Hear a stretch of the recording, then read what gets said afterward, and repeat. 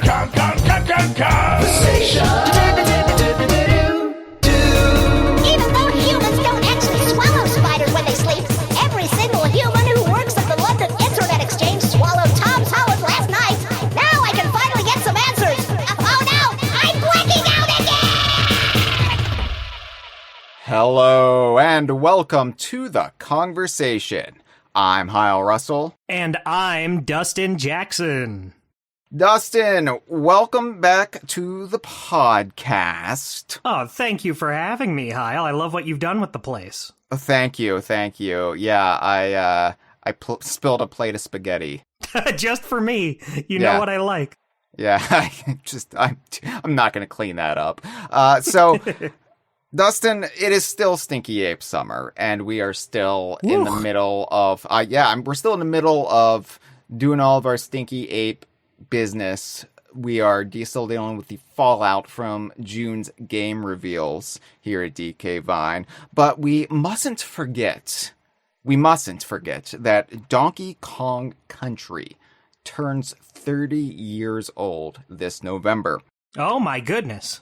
Yeah, I know. There's a lot I want to do to mark that occasion. Well, DK Vine, we're turning 25 years old this August, so we got in between. We gotta, focus on that. But then this November, we really do need to commemorate.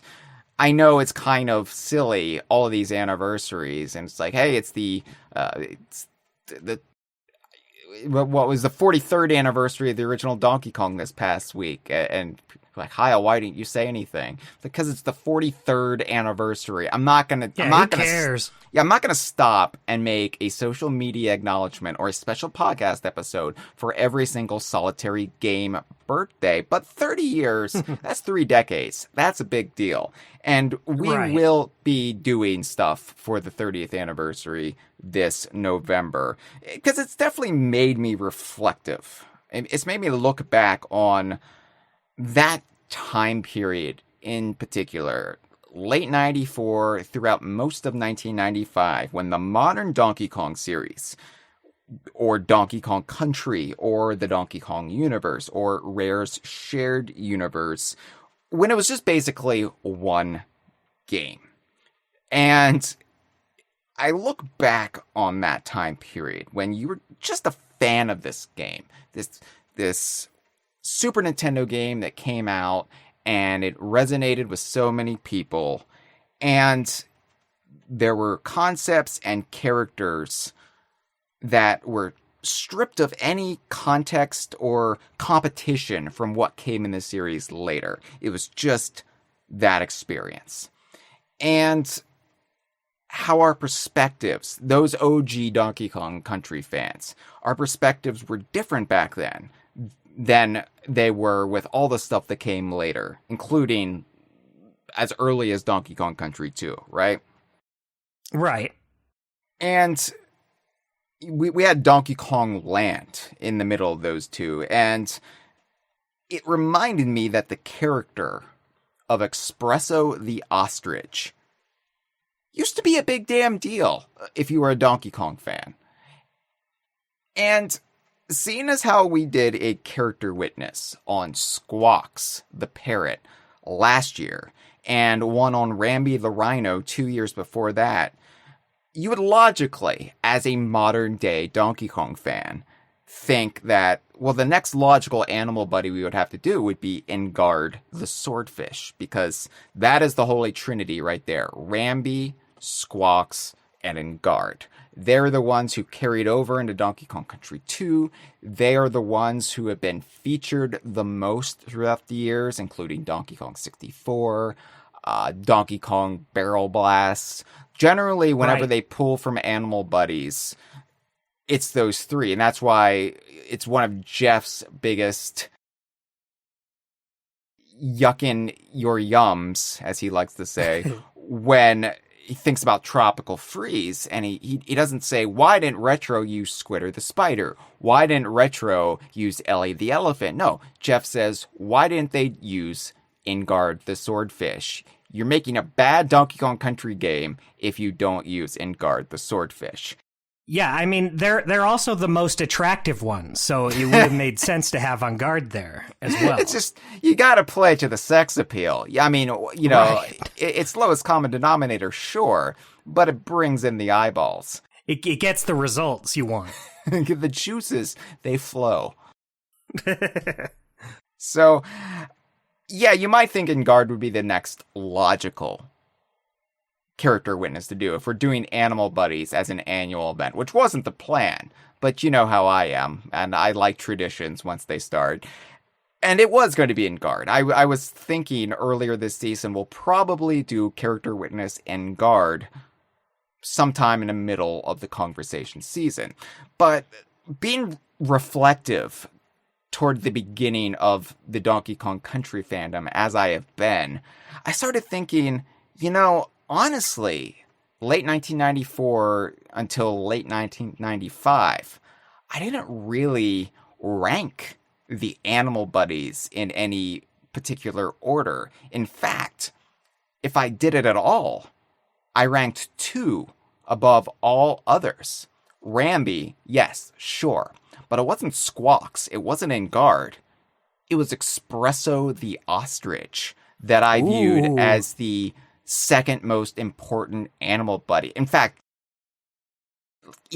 tied with Rambi for most important animal buddy, because who are the two animal buddies in Donkey Kong Land?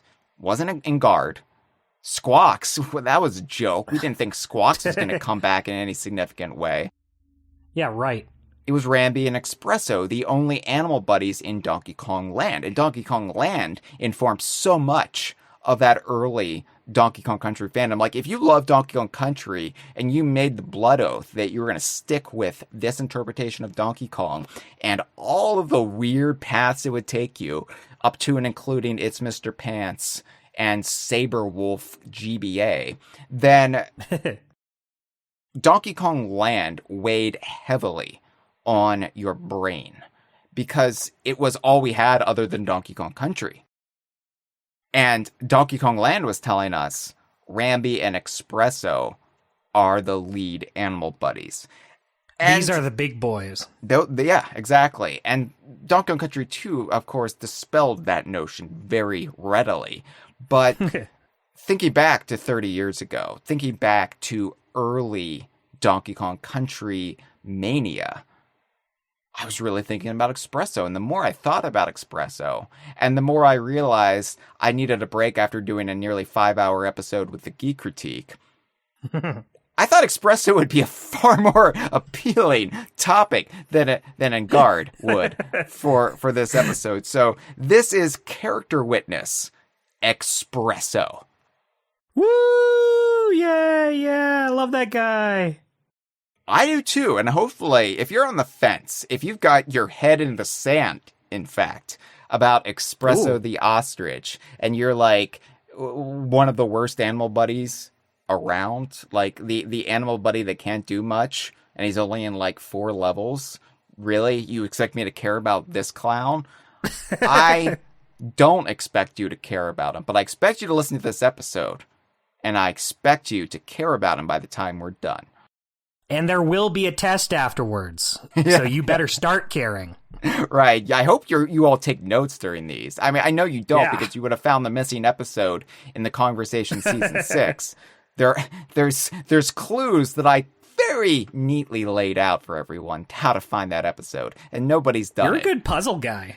I am such a good puzzle guy that I would apparently kill the Batman every single time because he would not be able to solve my riddles.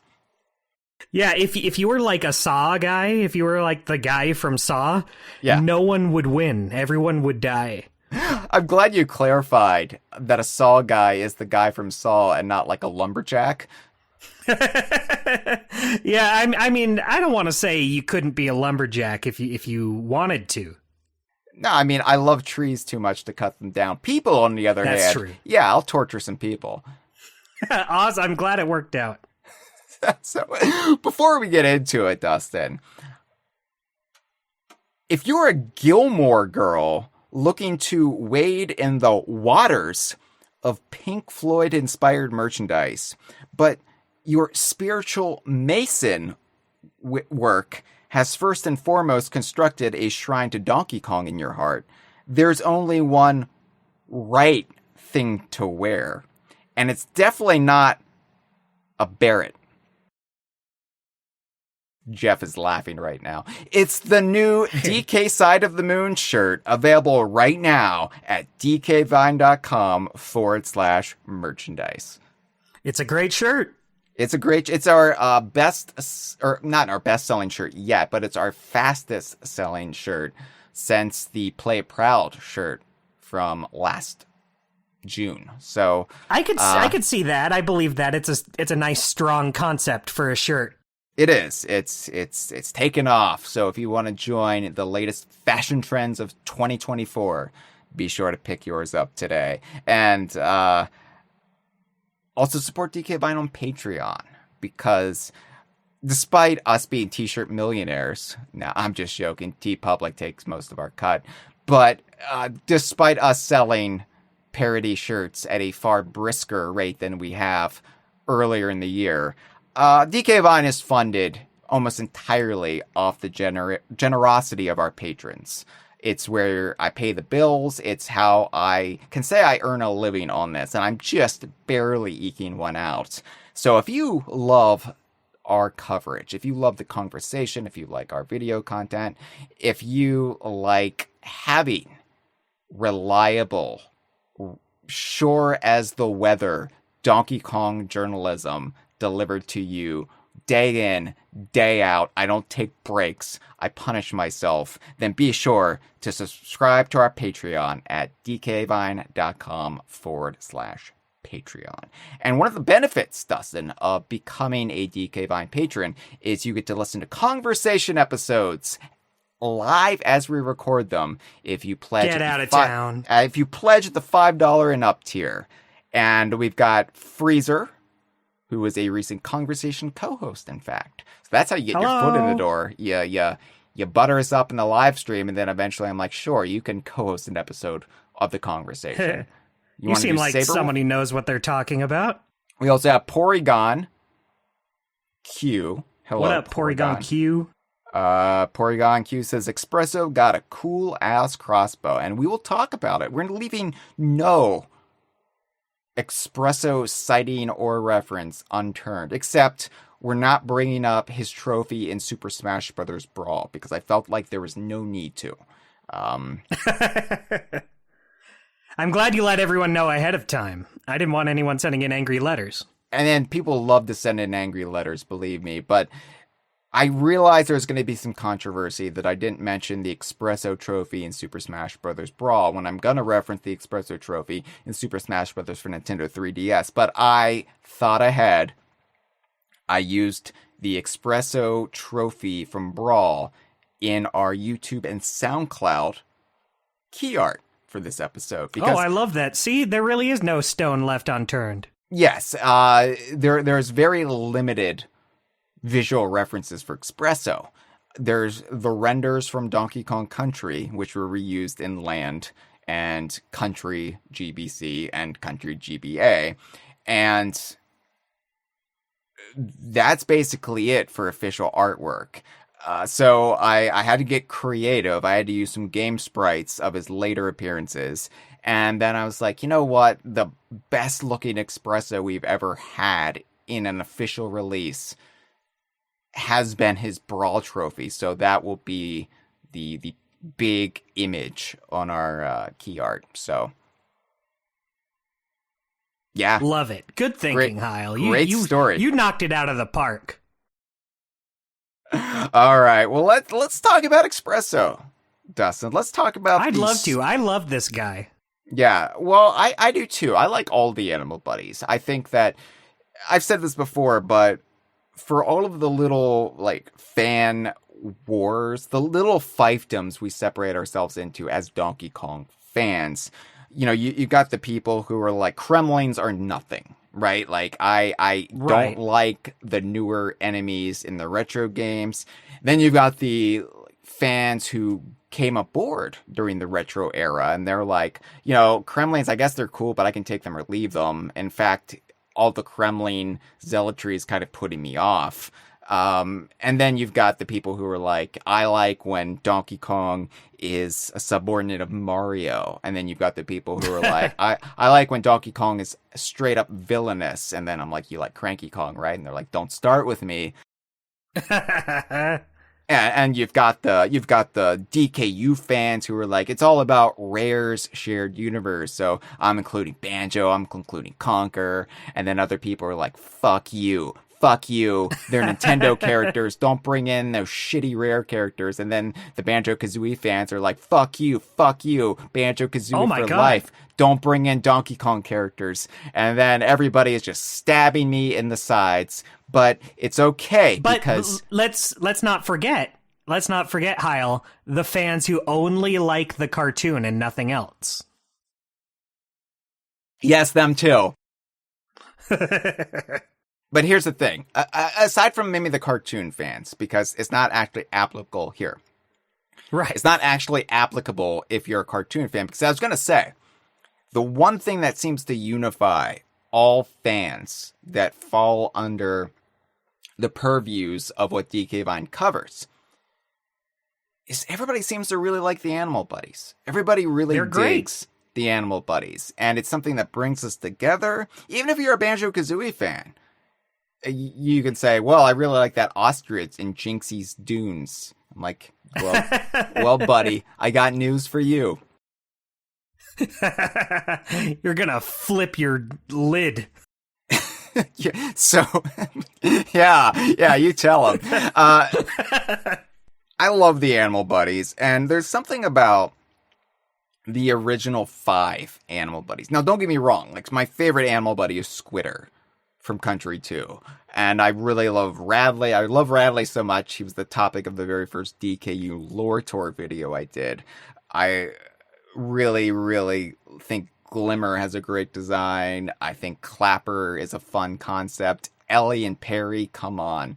They're a great duo. Even the Jungle Beat buddies like Hoofer and Orko and Flurl, I think they have their own place in the canon, and I want everything to be incorporated and embraced. But those original 5 Animal Buddies, there's something so wonderful and simple about them. It really communicated this idea of how the world of Donkey Kong Country was going to be presented to you, where it wasn't necessarily this full-on cartoony universe. It was kind of like, here is our own world, here is our own nature, and we're just gonna kind of askew it just a little bit, like dial up the silliness by maybe 15 to 20%.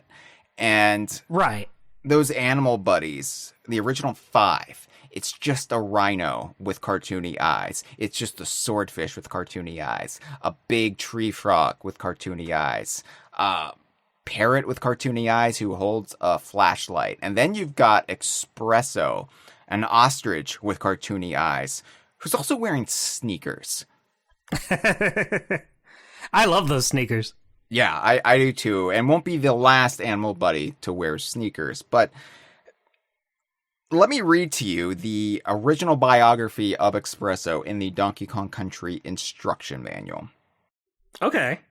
This crazy bird is a valuable animal to find. Although he can't really fly, he can run even faster than Rambi and can make long wing-assisted leaps.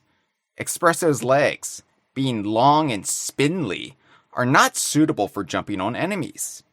Smaller enemies will crawl right under him, but larger ones are trouble. You could make Expresso flap his wings by repeatedly pressing the B button. And yeah, so Expresso as a concept, as a Animal Buddy, I will say he's probably the least useful in the game. Yeah, I don't think that's controversial. Yeah, so when I say he's least useful, though, it doesn't mean I don't love him to bits. People a lot of times put value, and especially if you're a gamer, right? You put a lot of value on gameplay and mechanics, and you get into the technical jargon.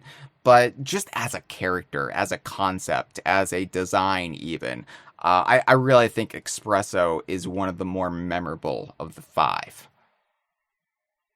I agree. I love his design. I love Expresso.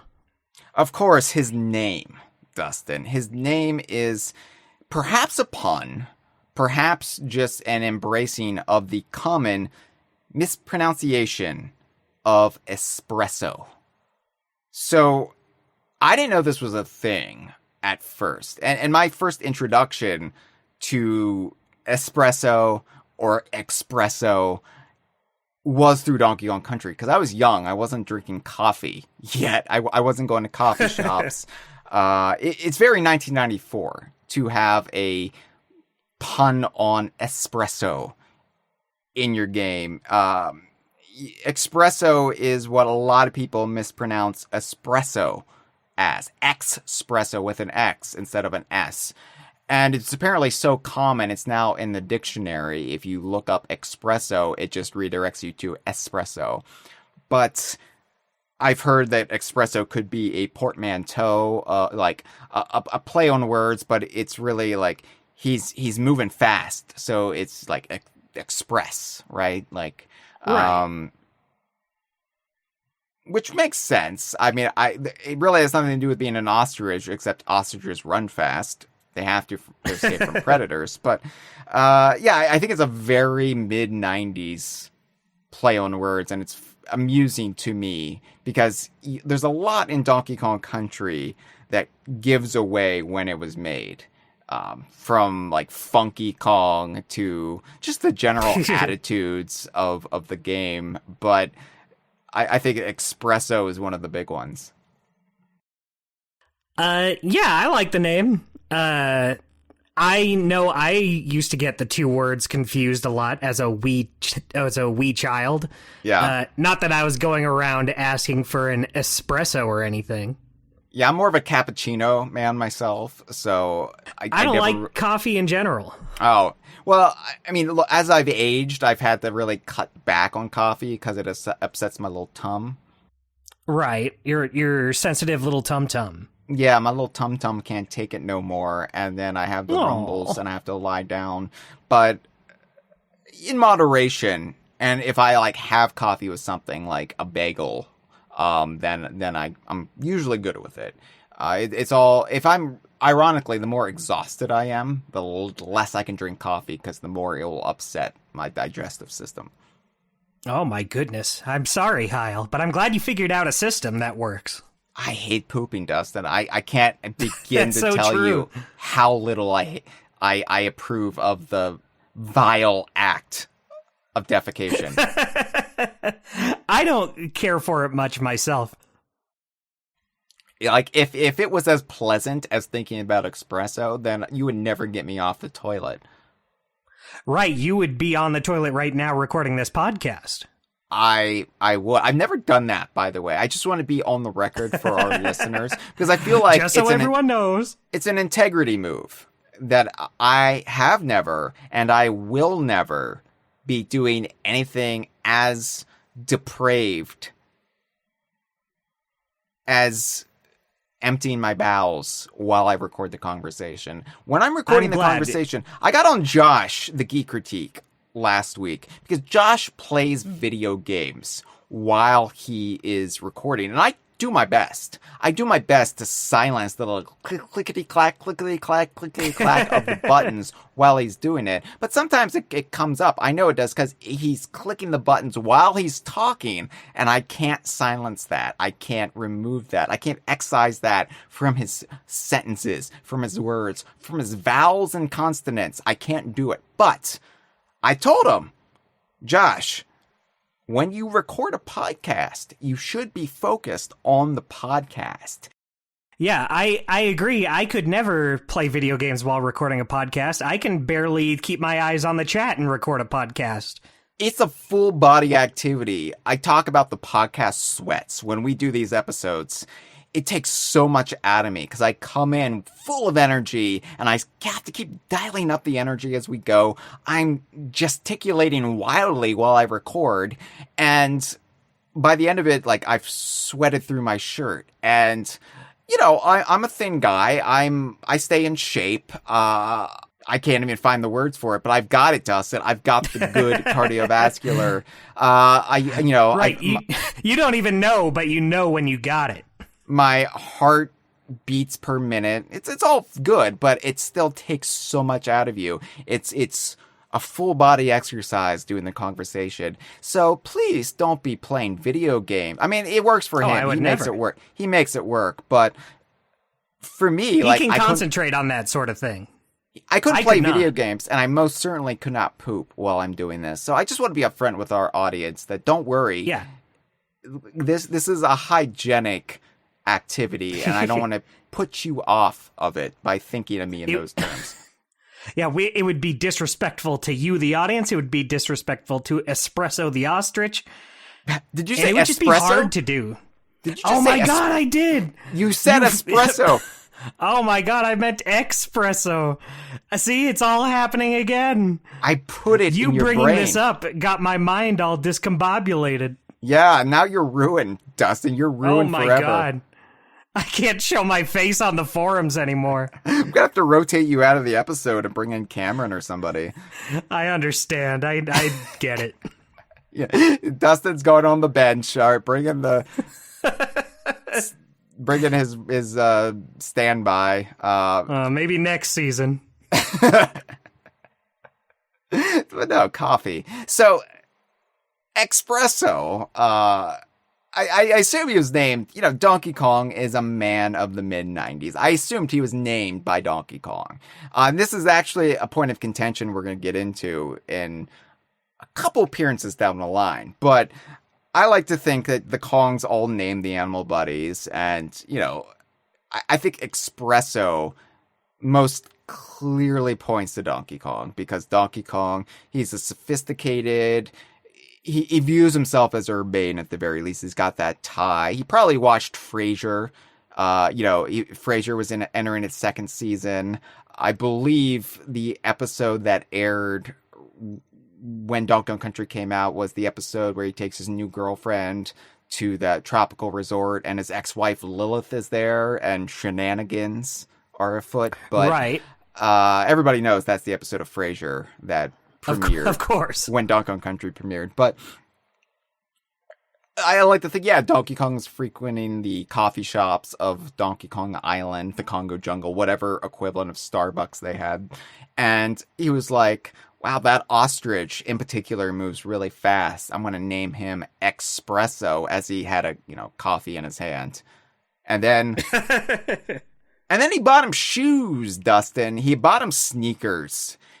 It's like, you seem to run around a lot. Why don't you get some shoes? I like to think that the Kongs are the ones who buy the Animal Buddies sneakers because they're like, they're looking out for them. We're going to be using you, right? But it's not going to be a one-sided relationship. We're going to use you as a steed from time to time, but you're going to get shoes out of it. And that's isn't that great? That's better than most animals get in these one-sided relationships, because it does call into question, though, the ever-present argument: what is the level of intelligence of the animal buddies? Are they in fact the equivalent of pets to the Kongs, or are they fully realized citizens of Donkey Kong Island? Where do you land on this? Well, the classic Rambi episode we did, the character witness Rambi, we brought up that one comic where Rambi was very erudite and spoke in like the Queen's English. It was then the Queen's English, now it's the King's English, of course. Of course. Yeah, because the Queen's dead now, but back then It was the Queen's English. And I was like, that's wrong. I'm sorry. Other people might interpret these games differently, but for me, the idle animation of Rambi where he's panting like a dog suggested to me, put in my brain, that the animal buddies are all basically cartoony pets. They might have a higher cognitive level, like your Snoopy or like your Pork Chop from Doug. Ooh. Dustin and I were somehow talking about Doug right before we recorded this episode, and pulled that one out of his pocket. threatened to talk about Doug during the actual podcast, and lo and behold, I worked at it. But the animals who are supposed to be just animals, but they have an implausible level of intelligence where they can basically interact in a high functioning way. Right, yeah, they can understand the Kongs, they can kind of communicate in their own ways. They're animals, but their minds are good enough that they can still be characters. Yeah. I think that, for me, it makes them more fun, and it makes the concept of the animal buddies more fun, because you're kind of vicariously living through the Kongs, because who wouldn't want, all the kids who want a pony, that's great, but I would much rather have a rhino I could ride around in, or a giant tree frog that I could jump around on, or, a cool-ass spider with sneakers. Right, a gigantic tree frog you can ride around on would be a crazy sight. Yeah, so long as it's not poisonous and you're not, getting that oil on your hands, and then you, I don't know, eat some peanuts afterwards and you kill yourself. Jeez, I didn't even know that was a possibility. Yeah, I'm always thinking about what I have on my hands. I hate food because it leads to pooping, but I think about, what did I do beforehand? What is on my little fingies that will potentially contaminate the food that I'm eating? I have a lot of hang-ups, apparently. Hey, that's our favorite thing about you. Yeah, for me, it's separating out the Kongs and the Brothers Bear and the Kremlings and, the Tiki Tak tribe and I realized, it got a little sillier as it went on, and there's less of a hard division once we got to Diddy Kong Racing, which bled into Donkey Kong 64, and now we have the likes of Professor Chops, and it's all right, well, who is sentient? Who is just kind of a wild animal? Why is there a difference? This is getting very complicated. This is getting into Goofy and Pluto type scenarios. Yeah, I think about the Neckies and the Neckie from DK64, who is an actual character who can communicate with you. Yeah, Donkey Kong 64 kind of bulldozed a lot of this, but I think you could still squint and make the argument that the animal buddies are just wild animals, and that's what I prefer, and it's what I prefer agree. Until I'm confronted in-game with Rambi going, oh, yes, well... how are you, donkey, my boy? Yes, if you use my horn, we can bust into some bonus areas. What say you? And then I'll be like, well, fuck. Maybe I guess that's just the way it is. I'll try to justify, maybe Funky put a voice box in Rambi to, translate his thoughts. I'm like, I guess Rambi can just talk. Or he's a ventriloquist and he's fucking with DK. And he and Diddy are laughing at him.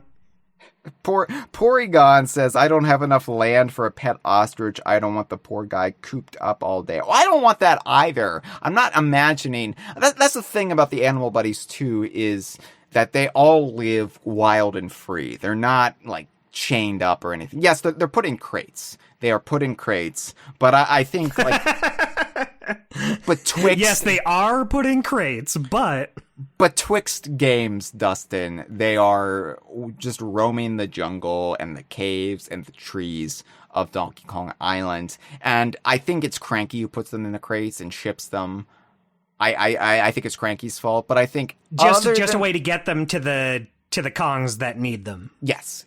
We've talked about the logistics of the animal crates. So I think there is a little bit of that unethical behavior, but we can all pin it on Cranky, who's the most unethical Kong from the start, right? So it's okay. I like to imagine that the animal buddies are okay with it. They're like, this is not me being trapped and being used against my will.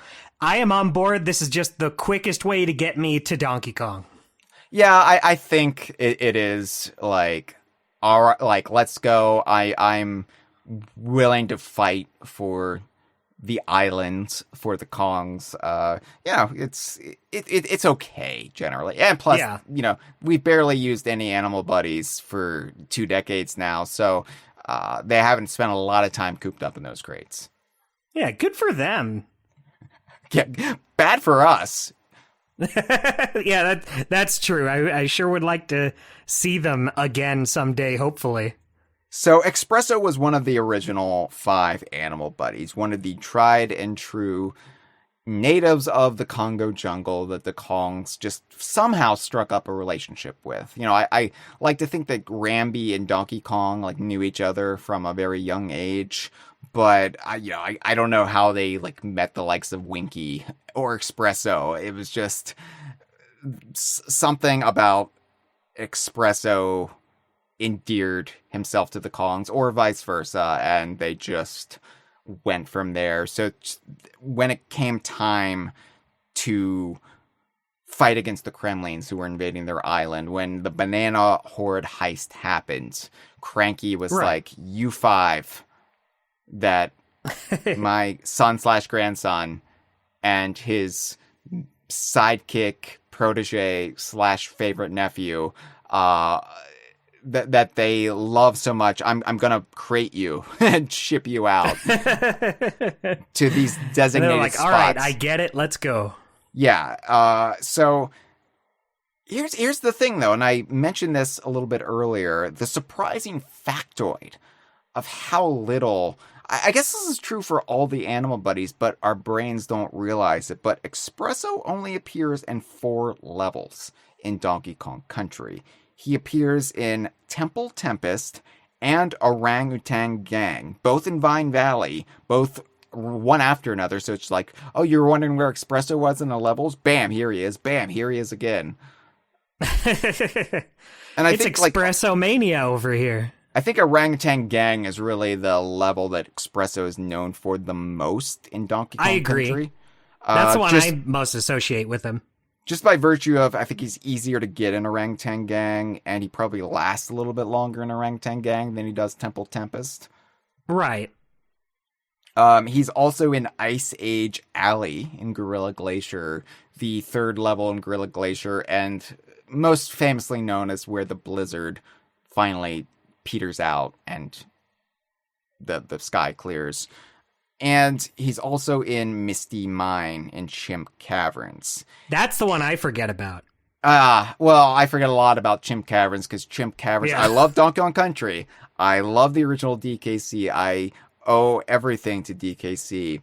But Chimp Caverns is the most unmemorable world in the game. Like, the only thing I remember is the last level, and everything else is just kind of a blur. It's like, wait, was that in Kremkrock or was that in Chimp Caverns?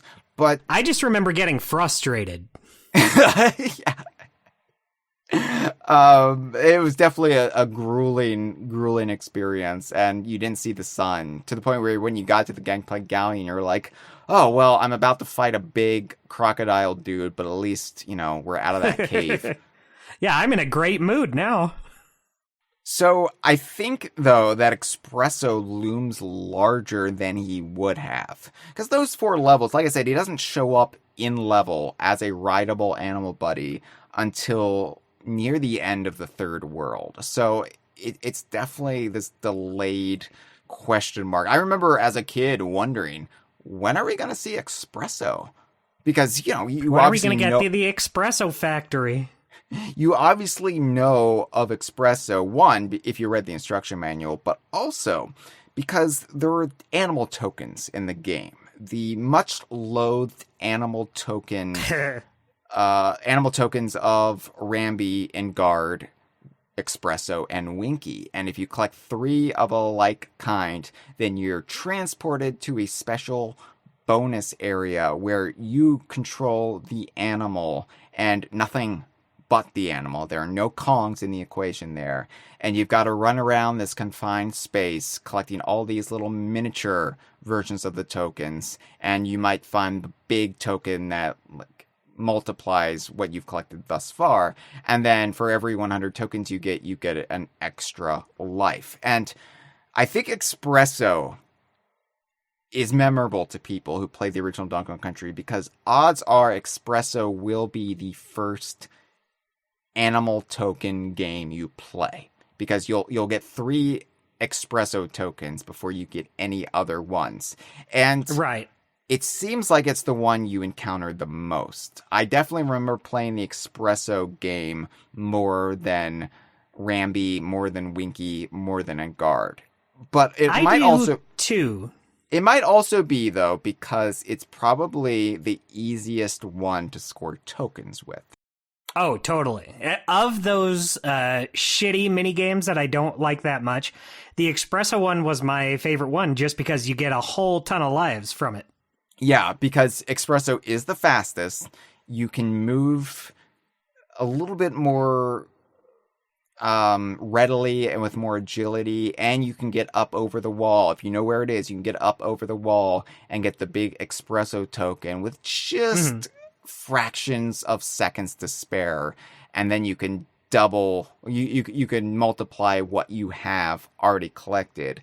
And like Rambi, you're just struggling to get to that big token. With Enguarde, it's just you're just swimming around the weird red sea. And Winky is cool, but he's not the most graceful walker. So you're jumping, but then you're missing your platform, or you're not getting to the tokens fast enough. With Expresso, you're in the jungle. You can just like drop down, go on a shopping spree of tokens, and then you can get up and over to the big token right before it ends. Right. Plus it's fun just gliding through all of them. Yeah, because Expresso can't fly, but his gimmick is he can kind of waft. He can kind of gently descend through the air, which ostriches that's better than I can do. It's something ostriches can't really do. Like it's cartoon logic. Well, he can't fly, but he's got wings, so maybe he can kind of hover down slowly, but it's fine. And I think if it wasn't for that game, if Expresso didn't have the best out of those 4 shitty games, then Expresso probably would be forgotten about more. When you're thinking about the original 5 animal buddies, we're going to remove Squawks from the equation because Squawks' notoriety came completely from the sequels and subsequent appearances. But like out of the 4 that you could ride around on in the first game and that had the animal token mini games, I think Expresso is the least favorite of the 4 as far as actual animal buddies, but he's the favorite of the 4 when it comes to the token games, and that kind of weights it more heavily in his favor. I think that's fair to say. I think I could agree with that. It definitely, as much as I was wondering, where's Expresso up until we got to Temple Tempest, I never felt like I was left wanting for Expresso, the character, because I felt like he was with me throughout the entirety of the journey, thanks to how ubiquitous his version of the token game was. Right. You had already experienced gameplay with him by that point. Yeah. And yeah, like Expresso, he can't defeat enemies, which sucks. Like the most you can get from him is Claptraps will just kind of walk by his spindly little legs for whatever reason. Yeah, it's not like there's a whole ton of short enemies in this game either. No. So it really is, especially in the levels he's in. Like, he's in orangutan gang, so you've got to evade Mankey's barrels, and you're just like, ugh. It'd just be easier if I could jump off him and bounce on the Mankey, because this sucks. Right. Yeah, because that makes me not want to glide with him all that much either, like using his one thing, because if I like go off a jump and I'm hovering, who knows what I'm going to land on? There could be a Mankey right underneath, and then there goes Expresso to his death. That's good advice for life in general. You always want to look where you leap, because there could be a Mankey Kong underneath. And I'll be honest, if there was a Mankey underneath, I would not want to kill him. I would say, "Can I get your autograph, Mr. Kong?" I would get him on the conversation. Look, we found a real live Manky Kong, everybody. Let's. We can call it the other side of the story. So, yeah, I'm not really sure what Expresso accomplished as an animal buddy besides the token game. Like, yeah, he helped them get to a bonus area or two, or, he helped a little bit, but far less useful than Rambi or Enguarde or Winky. For as much shit as Winky gets from the devs, Winky was a lot more useful than poor Expresso was. But Poor guy. I guess Expresso internalized this a little bit.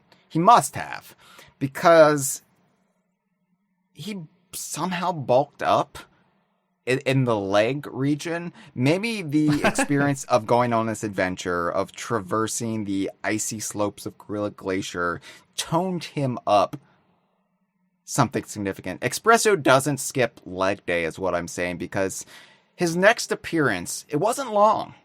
It happened about 7 months later in Donkey Kong Land.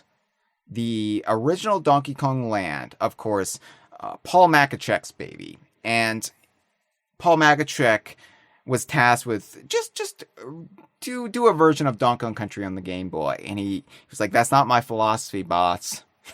He said, boss, not going to do that. People have played the original Donkey Kong Country. What we want to do is we want to create a new adventure using the characters, using the concept of Donkey Kong Country. But let's have all new worlds, all new levels, and even new enemies thrown into the pot. That's the way to do it. I think that, like, Donkey Kong Land plays worse than the other two Donkey Kong Land games, but it's way more memorable, I think, to me anyway.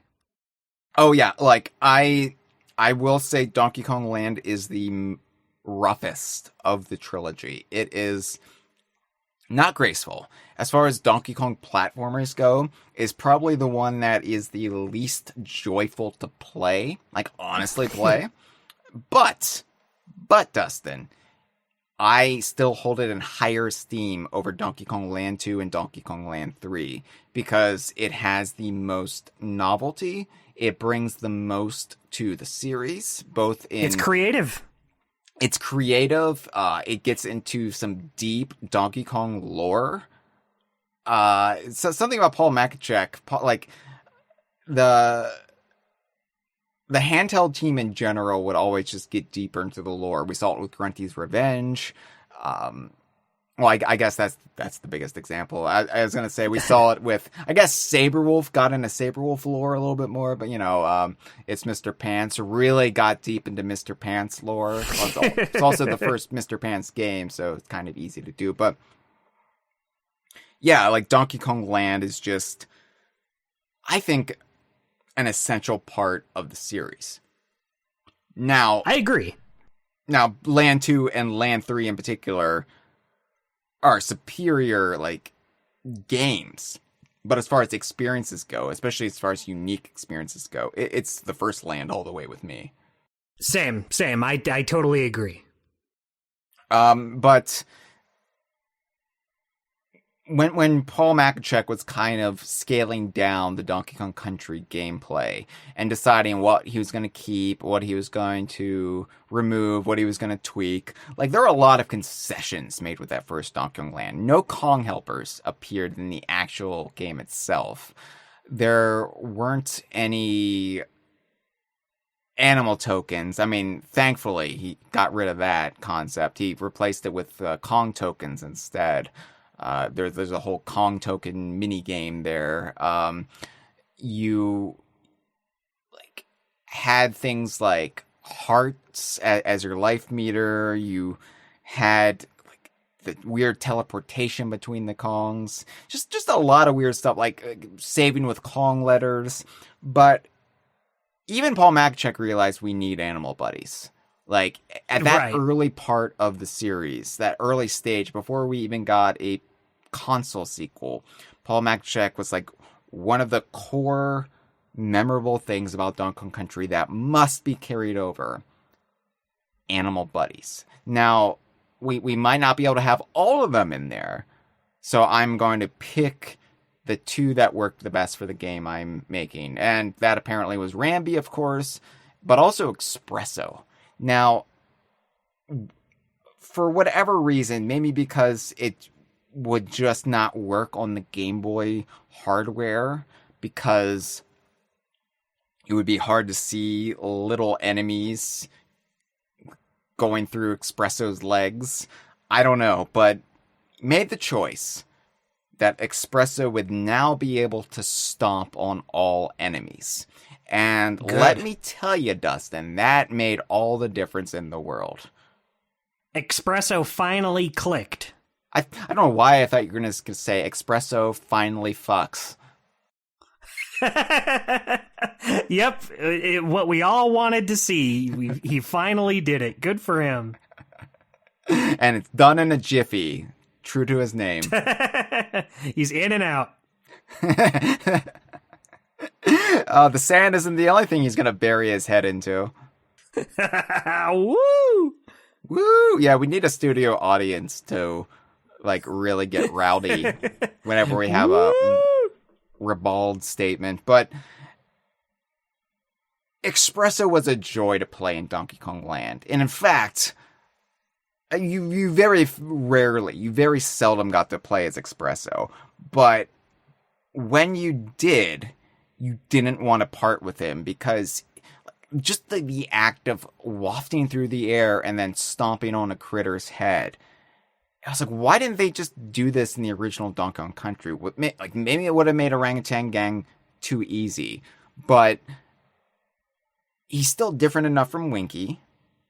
He's still like not invulnerable, like basically invulnerable like Rambi is from the front. So yeah, why didn't they just do this? This is, I mean, I know, like, an ostrich has spindly legs, so it makes sense conceptually that he shouldn't be able to jump on baddies, but he's got the sneakers. That could have been the justification for it. The sneakers are the key.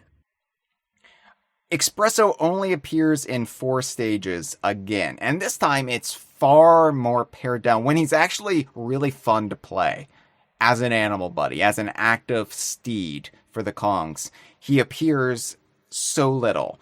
He's in the level Deck Trek, which is in the first world, Gangplank Galleon Ahoy. He's in Mountain Mayhem and Landslide Leap in the third world, Monkey Mountains. And he's also in the Chimpanzee Clouds portion of the third world in the level Collapsing Clouds. However, Dustin, of those first 3 levels he's in, he only appears in the bonus stages. He's only in the bonus stage in Deck Trek. Deck Trek is a ship level. It's on the Gangplank Galleon. But the bonus stage blasts you back over into the Congo jungle. So he's in the Congo jungle in that bonus area. The bonus stage in Mountain Mayhem blast you back to the Gangplank Galleon. And then finally, the bonus stage in Landslide Leap is cave-based, which is at least more on theme with the mountainous setting there. But yeah, he's only within the level itself in Collapsing Clouds. And just like I most associate Expresso with Orangutan Gang in Donkey Kong Country, I most associate him with Chimpanzee Clouds in Donkey Kong Land. That's such a weird way to do it, having one of your 2 animal buddies and 3 out of the 4 levels it's in are just bonus levels. I don't understand it myself, and I didn't even realize it when I was playing the game. It was only in far later when I was like doing DK Vine and really taking stock and cataloging all these little factoids in my brain. And I was like, where did Expresso appear in Donkey Kong Land? I remember Collapsing Clouds, but I don't really remember anything else. And then, yeah, he's only in bonus stages. But extremely frustrating, right? Because when Expresso is a very useful animal buddy and can actually take out enemies and is very fun to play, then he's used in such a reduced capacity. But I will say that this little appearance made such a huge impact on his legacy. In fact, this is where the Super Smash Bros. For Nintendo 3DS trophy comes into play, Dustin. Oh. I know these Smash Brothers trophy descriptions are not inherently canonical in and of themselves. Like, in universe, they're canon descriptions, but it's an unreliable narrator who gets their facts wrong at best and is like horny posting on main at worst. Right. Because it's very strange. The Smash 4 trophy writer in particular, and I don't know if it's supposed to be the same like in-universe trophy writer as in Brawl and Melee, but just a weird tone to so much of it. Like, talking about how, I wonder if Crystal uses her telepathy to know how Fox wants to fuck. It's whoa. Or, you know, just shit like that. You're like, are you good, dude? Have you had maybe a few? Maybe you should, like, clock out for the day and come back tomorrow when you're fresh. Maybe get a nice espresso to, you know, reinvigorate your system there, because you're saying shit you probably shouldn't be saying in these trophy descriptions. You're going to regret this tomorrow when you get a call from Nintendo. Nintendo's just going to remove the trophies entirely in Ultimate because you've shamed them so much. It's going to be all your fault. No, I didn't mind it at the time. Just because this is the third game, third and fourth if you're counting 3DS and Wii U together, that we've had. Well, yeah, that we've had the trophies. I don't mind them mixing it up a little, getting a little silly with the descriptions here and there by that point. There's like a weird description for K. Rool. And I realized the descriptions varied by region. Like, there would be variations, but the one for K. Rool was really weird in 4. And this was coming off of all the drama of the Smash ballot, and we want King K. Rool, Super Smash Brothers, crock the vote, and all of that. And then he didn't get in, and then come to find out that they knew, and they were going to put him in Ultimate, but they weren't going to put him in 4, and we didn't know that at the time, and we just thought we failed. And then we got this trophy, and the trophy said King K. Rool could have been one of Donkey Kong's like greatest animal buddies. And I'm like, what? You mean Donkey Kong would have ridden him around like a horsey? Like, what are you talking about? That's not how K. Rool works. Yeah, that's not how animal buddies work. K. Rool is not an animal buddy. K. Rool is a dude. Yeah, I have to imagine it was just whoever's writing this trophy description is using the term animal buddy not in its official way, just in a he is an animal who could have been DK's buddy.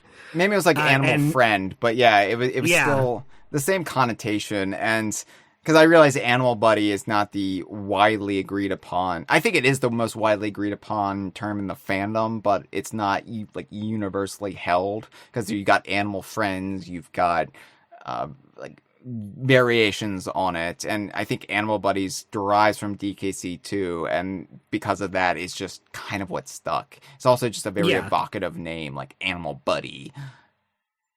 Like, you know exactly it what you're creates a talking nice about. Category for them. And also, like, K. Rool, yes, I guess he's I mean, we're all animals, technically, but K. Rool is not just a crocodile, he is a Kremling, which is a crocodilian humanoid. It's not just purely a crocodile, right? Right. And which is what Ultimate actually got right in the, like, conversation with Pitt. He was like, Kremlings are specifically this, and they got it correct. And I'm like, fuck yeah. Fuck yeah. Hell yeah. Anyway, I digress. That was a long rant about the drunken Wildman doing the Smash 4 trophy descriptions. And yes, Brawl got K. Rool's bio wrong too, where he said like Captain K. Rool is his brother. So it's like, it's not meant to be taken full on unobscured truth as canon, but I think it can also inform our canon. There's like 80% truth in there, right? And so, Right. Because whoever's writing this is still writing it from an in-universe perspective, mostly. I mean, bringing in stuff like using game names and what have you, but this is what it says for Expresso in the Super Smash Bros. For Nintendo 3DS trophy, because there's no Expresso trophy in the Wii U version, weirdly enough. This is the 3DS exclusive.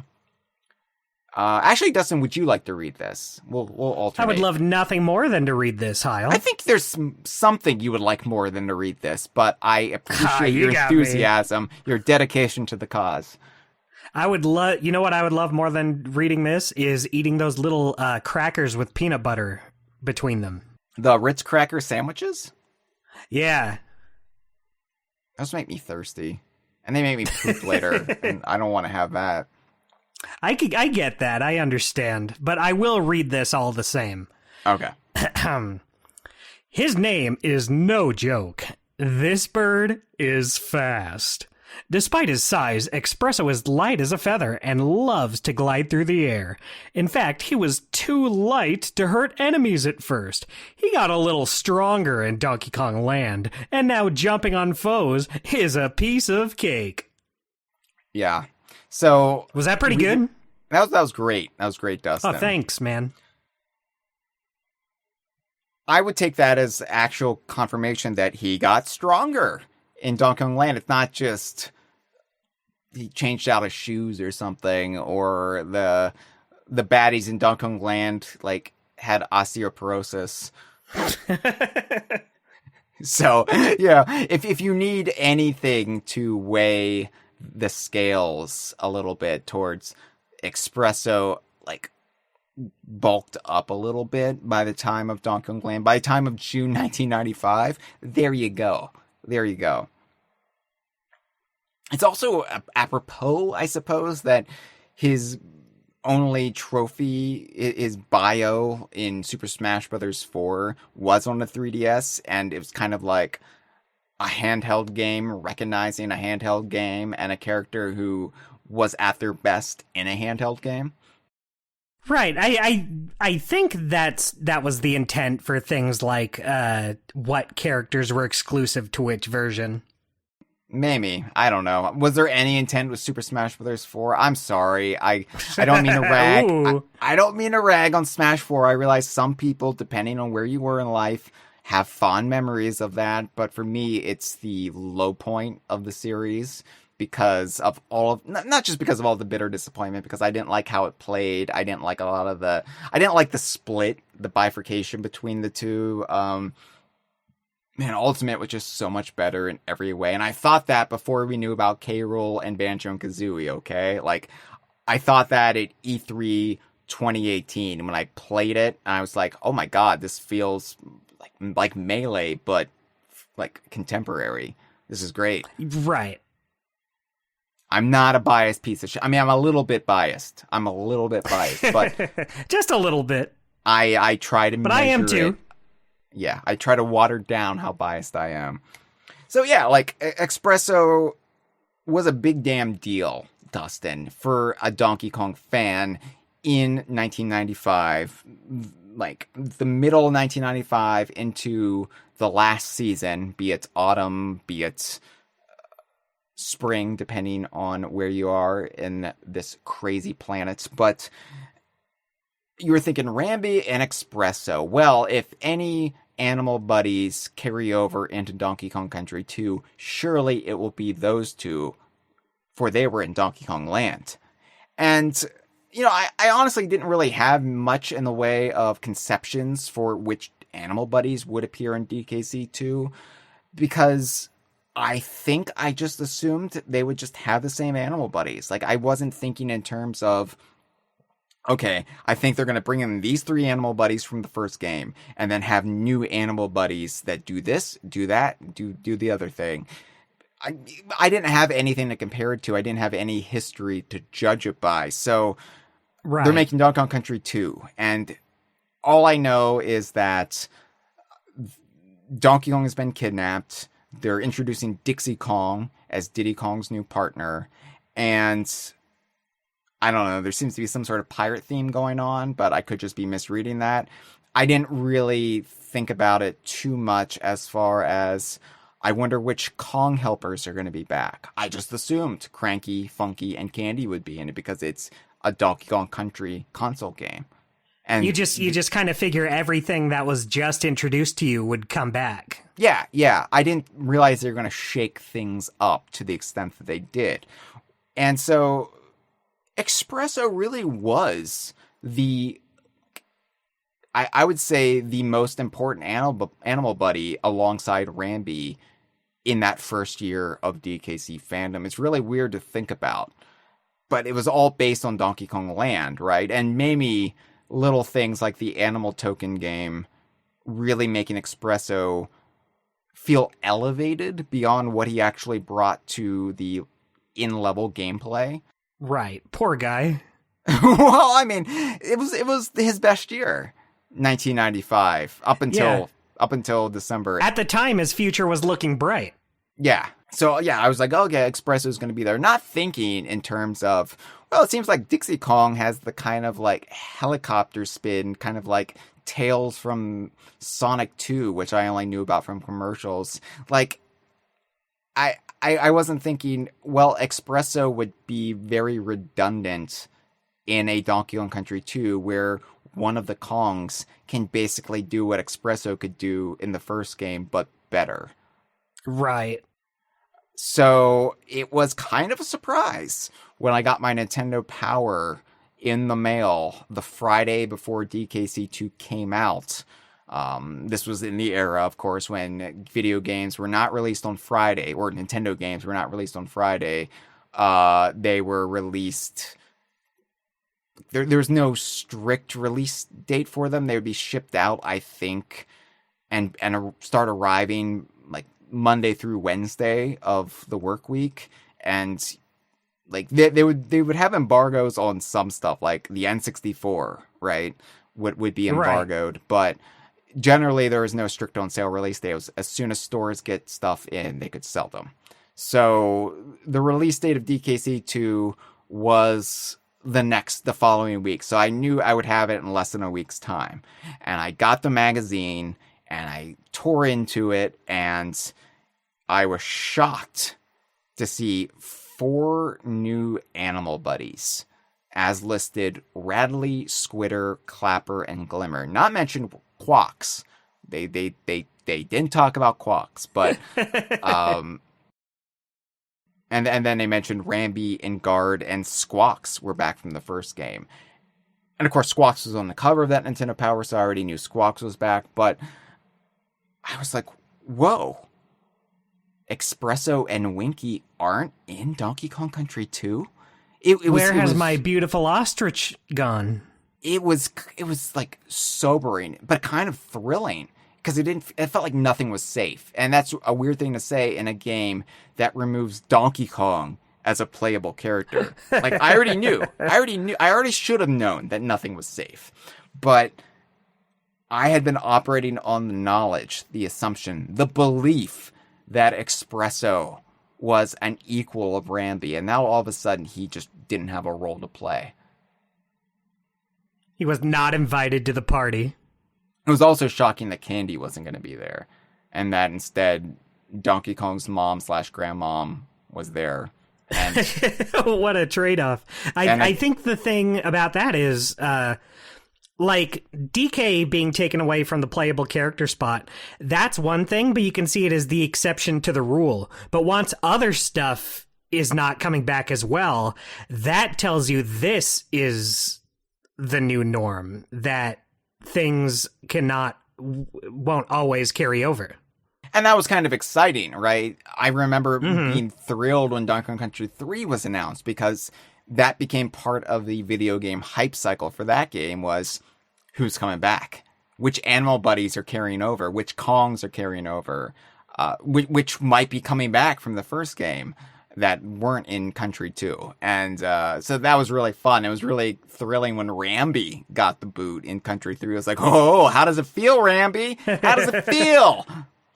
Even Rambi, Concoction. the animal buddy, the poster child for animal buddies, doesn't get to be here this time. And, I would argue that Rambi is only the poster child. Yeah, he's the most functional of the animal buddies. Like, he's the most that is just eminently satisfying because he's just a tank that barrels through stuff. But I would argue that Rambi is only really thought of because he's in the first level of Donkey Kong Country. True, he's the first one you see. And Donkey Kong Country 2, that really cemented him. But yeah, that even he wasn't safe. It really was kind of like, whoo, I love this. And then, we got to the point where they just stopped using all characters and that kind of... You were right, Hyle, nobody is safe. Yeah. The bloom's really off the rose then. It's no longer charming when you just stop using everybody. It's like, oh. They heard how excited little Hyle was and said, well, what if none of them come back? Yeah, this'll really knock you out, boy. But Expresso wasn't forgotten in Country 2. And that's the important thing about Country 2 is, at least at first, aside from Candy, they made sure to acknowledge things that were left behind. In the instruction manual, there is a fantastic quote from Cranky Kong that really, I think, showed fans of Donkey Kong Country and burgeoning fans of Rare itself that they would always be celebrating the history and the characters and the lore even of their series and their work. Because Cranky, on the page for Animal Buddies in the instruction manual, Cranky pops up in the first two Donkey Kong Country manuals with all of these like Mystery Science Theater 3000 style commentaries and digressions and counterpoints to what's going on in the instruction manual, basically telling you this game sucks and everything about it sucks and you should feel bad for owning it. But under Animal Buddies, he says, a more tragic-looking bunch of useless no-hopers you'll never see. I liked Expresso and Winky. Where have they gone? He's such a contrarian. He's like, oh, I only like the ones that are not here. Yeah, it's obviously like he's only endeared to those two because they're the ones who were removed, and he's looking at for anything to gripe about. Exactly.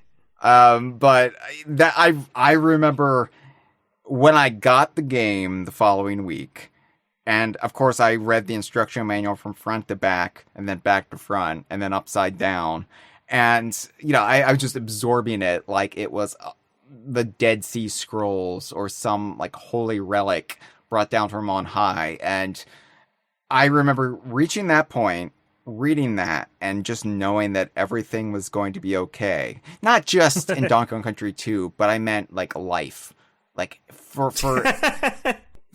like no matter how uncertain things would feel, Rare would have my back. Or I didn't know at the time, but Lee Loveday. Lee Loveday would have my back. So that was just a great feeling. It was like, oh my god, it's continuity in the instruction manual. It's referencing things that have no need to be referenced in the game. Which up until that point, I was weaned on the Mario series, and it's so rare that Mario at that point in time really embrace continuity. Like occasionally you would get things like the downed airship in Super Mario World, and that would be the coolest thing ever. You're like, they're referencing something from another game. As if it was also the exception to the rule, just not really something they did very often. Yeah. As if it was one big story, but it was clear from Donkey Kong Country, Donkey Kong Land, and Donkey Kong Country 2 that Rare was operating differently and operating in the way that I always wished Mario had operated from, where everything is going to be acknowledged, nothing is going to be forgotten completely, we're going to have fun with continuity, with canon. And that was a big deal for me. That was a big deal as somebody who was already on board with this universe, with this series. To have that like cemented really meant a lot. Now, of course, and I spotted this in Nintendo Power. I already knew about this. Winky is in the Monkey Museum. He's in the terrarium in the background. And there's a lot of debate from people who've only played the Super Nintendo version. Is that actually the real Winky? Because he's immobile, like everything in the backgrounds of the Kong Helper areas in the first two Donkey Kong Country games. It's just a static image of Winky, a rendered downscaled, to fit the Super Nintendo. And so, I know people have suggested, oh, has he been taxidermied? Is he dead? And just for the record, and we'll be talking about it a little bit later, but Donkey Kong Country 2 for the GBA had him jumping around. So he's fine. Winky is fine. Yeah, don't worry. He's just resting whenever you see him in the Super Nintendo version. He's just resting on the reeds in the terrarium. But yeah, he gets tuckered out jumping around. I didn't recognize this, Dustin, because I couldn't make out what it was supposed to be. Right next to Winky's terrarium, there is a golden Expresso token from Donkey Kong Country. And two reasons why I didn't recognize this. It's at a really weird, almost head-on angle. And so you Oh my god, I never knew about this. I'm looking at it right now and I'm like, holy shit. It's at an angle you never saw the animal tokens at, like maybe the small ones when they rotated, but you would never put it in together that this was supposed to be Expresso. Right. And the actual original render that was printed everywhere had it as, I believe it's a Rambi token. So in the original render, it wasn't Winky in the terrarium and an Expresso token. It was Enguarde in an aquarium and a Rambi token. And interesting. That was what was printed everywhere. And then I think close to the 11th hour, before they locked the game down, somebody rightfully realized Enguarde and Rambi are in Donkey Kong Country 2. Wouldn't it make more sense in the Monkey Museum to reference the two animal buddies who have been cut? And so they put in Winky and made it a terrarium, and they put in the Expresso token. However, I don't think anybody except the most big-brained gamers of 1995 realized that was supposed to be an Expresso token. I sure didn't. I just figured it out right now. Yeah, I remember thinking maybe, because I was what is that? Because I could recognize almost everything else in the Monkey Museum. And I remember thinking, could it be an Expresso token? It's like, there's no way to know. And it wasn't until the era of HD where we could really blow up the screen and get a good look for ourselves that it was clear that, yeah, that's an Expresso token. It's just at an angle that you would never view it at otherwise. Right. It really throws you off. Yeah, but they didn't forget about Winky and Expresso is my point. And that would really be spelled out more once we got to the Game Boy Advance version of Donkey Kong Country 2. Ooh. But more on that I'm later. looking forward to that. Yeah, we're not going to be talking about that right now. So, after that, though, Expresso did not appear in the remainder of the Country or Land trilogies. He wasn't referenced. He was just forgotten about. The series moved on, right? It had new animal buddies like Squitter and Squawks, and they were hot shit. Squawks was now a big damn deal. Squawks was one of the most fun animal buddies to play as, and so Squawks was just everywhere. And Expresso stock was at an all-time low. Yeah. An Expresso stock is the most disgusting soup I can think of. Now, Donkey Kong 64 came around, and there was some speculation and debate because it felt like Donkey Kong 64 was taking things back a little bit toward the beginning because Candy was back. They weren't really using much in the way of characters who debuted in the Country and Land sequels.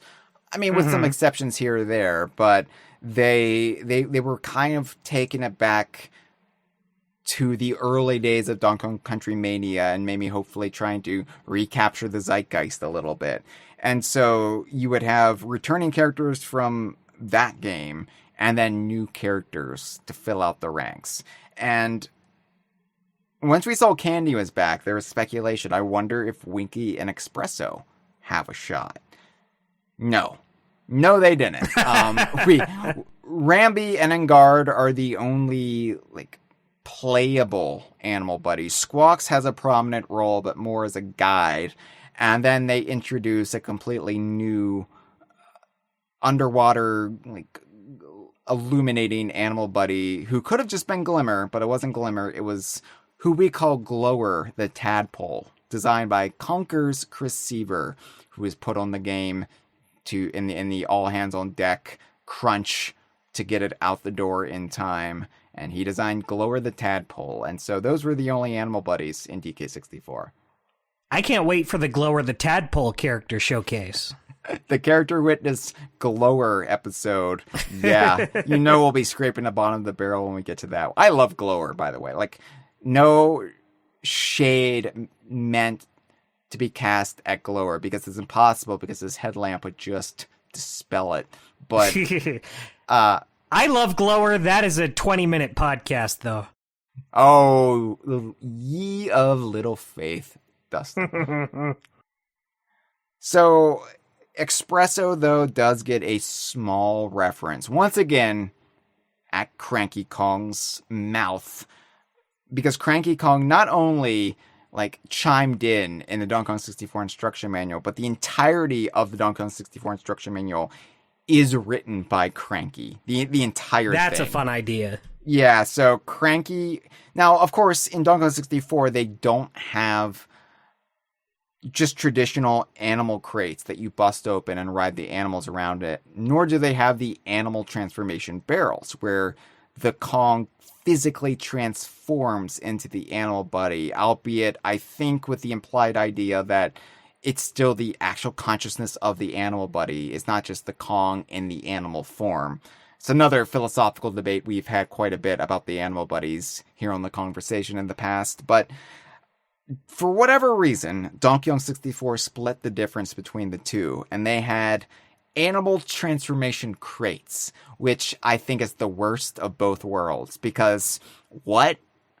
If you're going to transform into the animals, fine, have the barrels. Why are you putting the crates in there? I know the crates are more iconic, but it makes no sense to be transformed within a crate. Not that jumping into a barrel and transforming into an animal is the most logical thing in the world, but at least there's precedence there. There's this established logic. This is stupid. This is dumb. Yeah, and it's not like they didn't have barrels in the game already. They could have swapped a texture. Donkey Kong 64, man. Okay, so Dustin, why don't you read Cranky Kong's description for Donkey Kong 64's animal crates? I'd be delighted. Animal crates. Jump in these to be transformed into an animal buddy. I just hope they've included poor old Winky and Expresso this time instead of that bone-brained rhino that always seems to get in the games. Wow, Cranky's really hating on Rambi all of a sudden. He sure is, boy. He was back in DKC 2 as well.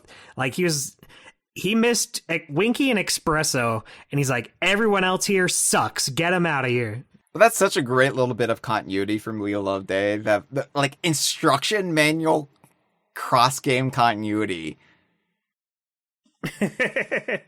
Yeah, Cranky just became... And I guarantee you, the second they bring back Expresso or Winky, he would be like, I don't really like him that much. Yeah, where the hell is Glower the Tadpole? He was... Where is Glower the Tadpole? Where is Clapper the Seal? Yeah. Those were real winners. By the way, can I just point out, though, Cranky, by way of Lee Loveday, uses the term animal buddy here. And I was talking about how it's Donkey Kong Country 2 that really cemented it. So by the time of the Donkey Kong 64 instruction manual, fans were writing into Lee Loveday all the time via scribes. And I wonder if we incepted the term animal buddy into his brain as well. Oh, I could see that. Like, he just hears it from everyone else so much that just kind of becomes the way he refers to him as well. It's really hard to decide because it could have been Lee Loveday using it on Rare's website that swayed us as well, or it could have been the other way around. It really does feel like it go either way about who influenced who and who really got that term like in vogue, really cemented it by 1999 as the preferred terminology for Donkey Kong's animal friends. It really is a snake eating its own tail. Is that the phrase? Is that how that phrase is used? In this case, it's an ostrich licking its own ass. Love that. Probably could do it with that neck. I've never really thought about it. He could just bring that thing back, shove his face right in there. Good for him. I bet Cranky, in the next Donkey Kong Country game, if he pops up in the instruction manual, he'll say, "I miss Expresso." That guy could perform analingus all night long. And that's why he's Cranky's favorite. Dustin, I'll bet you $3 that Cranky says. Okay. Okay. I'll take that bet. You gotta remind me, because I'll forget. I'm never gonna forget, actually. I'm counting on it. I'm counting on you forgetting. $3. I'm a Donkey Kong journalist. I don't have that. I can smell Hyle sweating from here. Yeah, it's not just the podcast sweats this time. It's just pure financial fright. So, one of the reasons I wanted to bring up the animal transformation crates beyond just the reference to Expresso in the DK64 manual was because Expresso's next appearance, and this is a cheat. I realize it's a cheat, but it was a year later with Donkey Kong Country for the Game Boy Color. Now, I know it's just a remake or a downscaled demake even of the original Donkey Kong Country. It's basically Donkey Kong Country by way of the Donkey Kong Land engine. I understand that. But the animal buddies in that version of Donkey Kong Country, you don't actually get to ride them. Because for whatever reason, that game utilized the animal transformation crates from Donkey Kong 64. I mean, it took a lot from Donkey Kong 64. There are a lot of Donkey Kong 64 influences in that version, that iteration of Donkey Kong Country, to the point where I make the argument whenever I'm feeling frisky, whenever I'm feeling like, you know what, I want to fight somebody.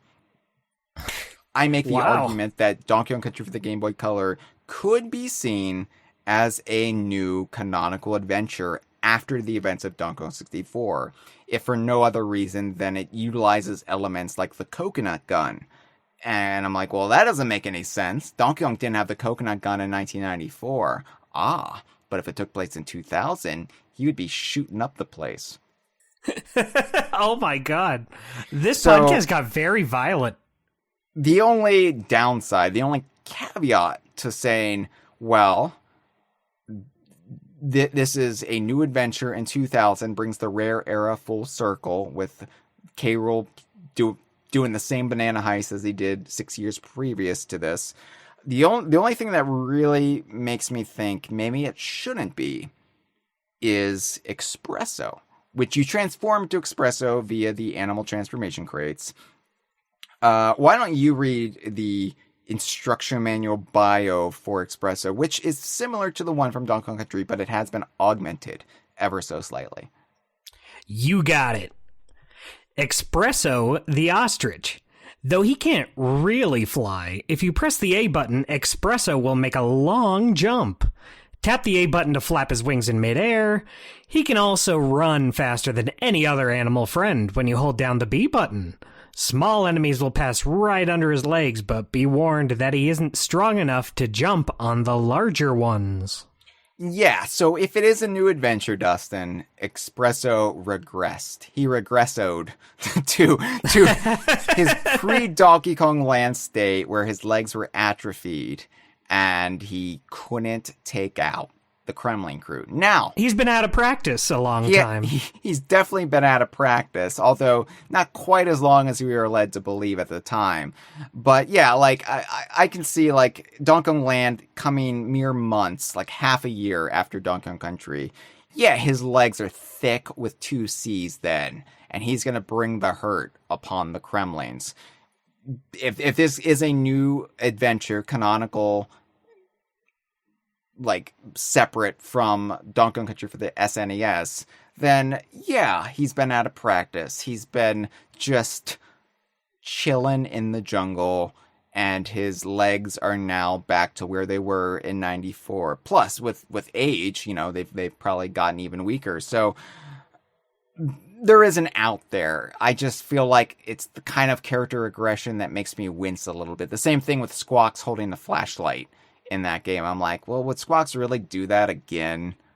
Like, imagine Squawks is so above that sort of thing. Literally, like, imagine what Squawks could do for them this time around if he would just fly them through some of the more irksome stages. But whatever.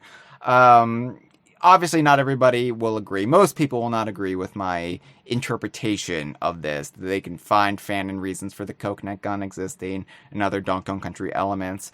I do think out of like the 2 Donkey Kong Country remakes, GBA is definitely like just a retelling of the events, making us privy to things that we didn't previously know in the 1994 iteration. DKC, GBC, I could go either way on it. It depends how I'm feeling. Some days I'll wake up, I'm like, yeah, it's just a retelling of the 1994 adventure. And then other days I wake up, no, it's a separate adventure. It happened in 2000, the same day as Banjo-Tooie. And then I go to sleep. Some days you're feeling adventurous. Sometimes I feel like a nut. Sometimes I don't. That's the Almond Joy jingle. That's so cool. What a cool thing to say. It's also, you can't call people nuts anymore with our understanding of mental health. Like, fuck you, Almond Joy. Yeah, come on. I never liked Almond Joy. I'm not like a big almond guy. Almonds are probably my least favorite of the nuts, and I'm not big on coconut, but for whatever reason, I could deep throat some Almond Joys. Cool. I mean, and then where would it get me, Dustin? I would be pooping inevitably at some point later on. That's true, and you're just not going to give him that satisfaction. So I stopped. I quit the Almond Joy, man. Got off that train. We're all here to keep you off that track. That was it then. The buyout happened, and there was going to be another a big Expresso appearance that was promised pre-buyout. Of course, it didn't come to light. We'll talk about that towards the end. But after GBC's Donkey Kong Country, Expresso went away for a while. And even though like we weren't into this period of the Donkey Kong Country series where they just weren't using characters for some reason, like the buyout era was controversial for many reasons and was full of uncertainty and fear and doubt. But we were never really left wanting for character appearances. We weren't going to get it in things like Jungle Beat. Ellie the elephant and Rambi the rhino both appeared in the original Donkey Konga, Dustin. I mean, it wasn't an era where it was like, oh, we're never going to see Expresso again. Boo hoo hoo hoo. For all we know, Expresso could very easily show up in things like King of Swing. He didn't. Or Jungle Climber. He didn't. Or Barrel Blast. He didn't. He could have had his own game. For all we know.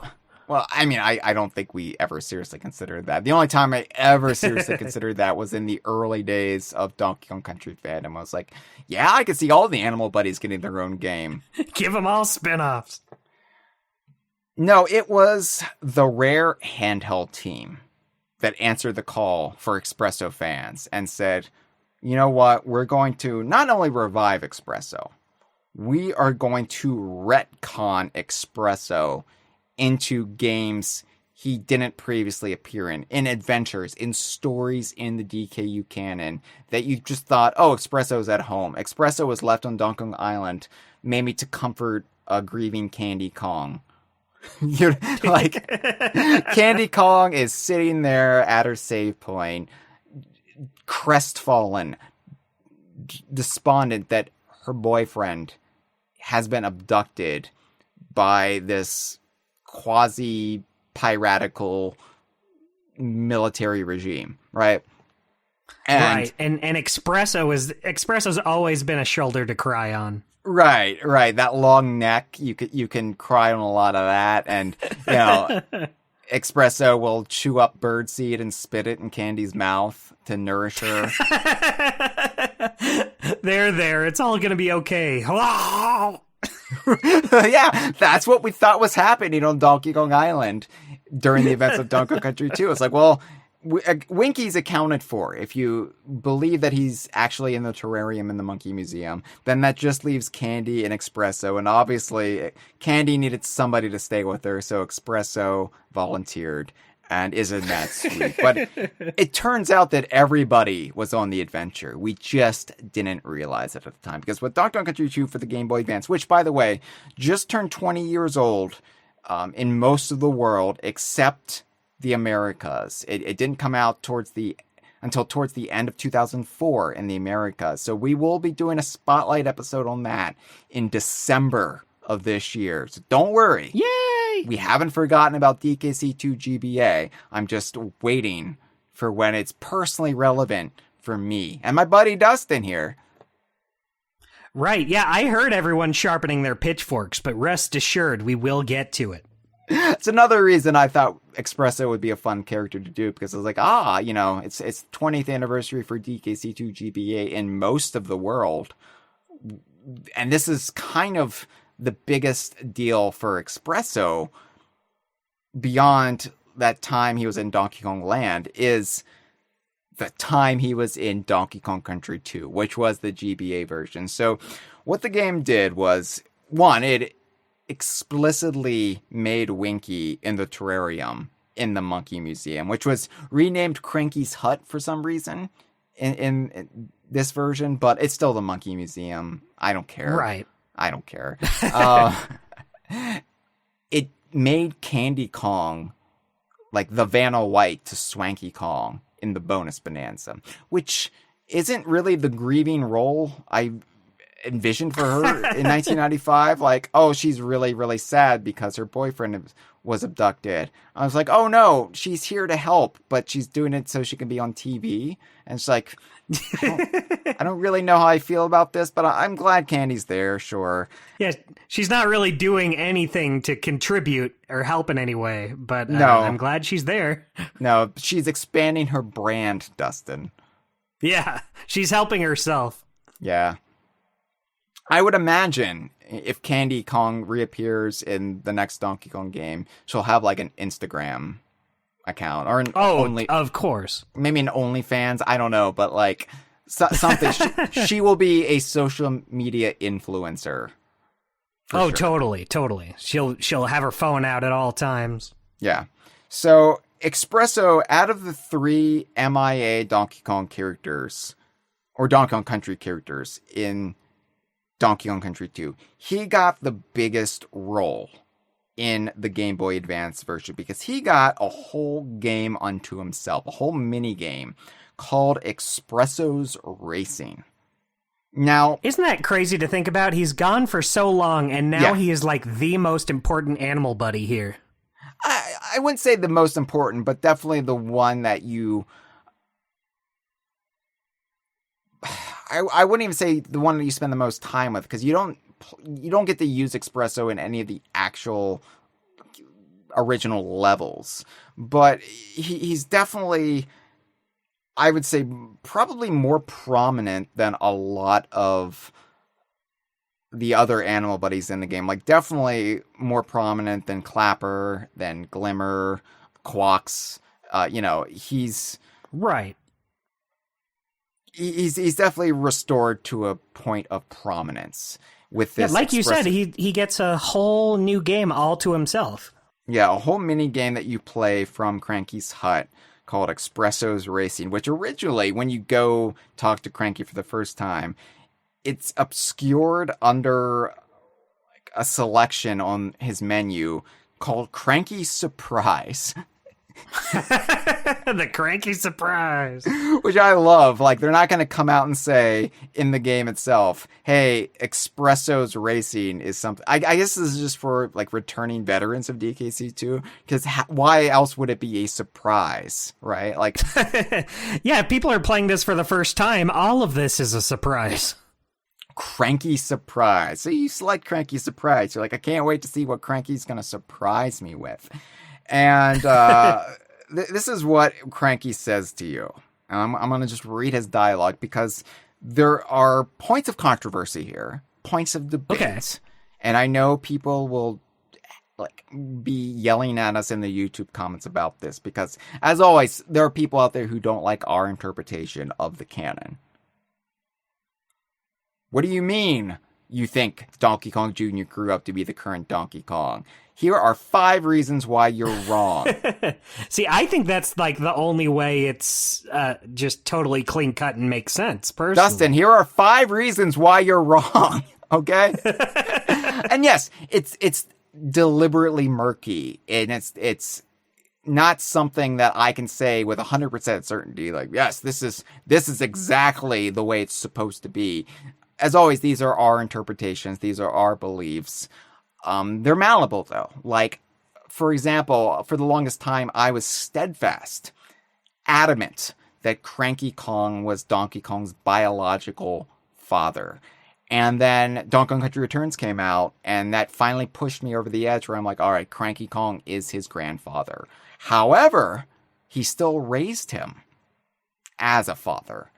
And right. That's what I still hold to, even though the Super Mario Brothers movie now has come along and said, no, he's his biological father. So, I am malleable. Who knows what they're going to go with after that? Yeah, I think that explanation, just kind of taking the totality of every interpretation, is the only way you can do it and keep sense of it. But, just keep in mind that even if Dustin and I are on the same page about this, we're not trying to say you are wrong if you feel otherwise. That's the beautiful thing about Donkey Kong canon, is that I think it's all internally consistent, but it's vague enough. It works because it's so vague. Because there are contradictions, like, on the surface level, but they're not really contradictions because they could all be hand-waved away depending on what you believe. So just keep that in mind. I'm not saying that this is what you have to think, YouTube comments. Okay? Yeah, I mean, the thing is, as much as we love Donkey Kong, we love this series, we love the continuity, it is just video games at the end of the day. They're great video games, great characters and world that we all love and enjoy. But if someone believes something different about them, it's not the end of the world. Who cares? We can all believe what we want. As Jeff always likes to say, Donkey Kong isn't even real. That's true. That is what it all comes down to at the end of the day. Yeah. All right. So this is what Cranky says when you select Cranky Surprise, which, you walk into a museum and an old man comes up to you and says, "Would you like to see a surprise?" Generally, yeah, you know what? I would love to. Generally, you want to walk the other way. You want to get security ASAP. But you know this, Cranky, he's already not wearing pants. What's the worst that could happen? Right, what's he got to hide? Right, so this is what Cranky says. With my newly acquired wealth from Donkey Kong Country, I have bought this bird. With your help, I'm sure we can turn him into a champion racing bird. At the moment, he is far too small to race. We need to make him stronger. So, yeah. Cranky goes on to say, at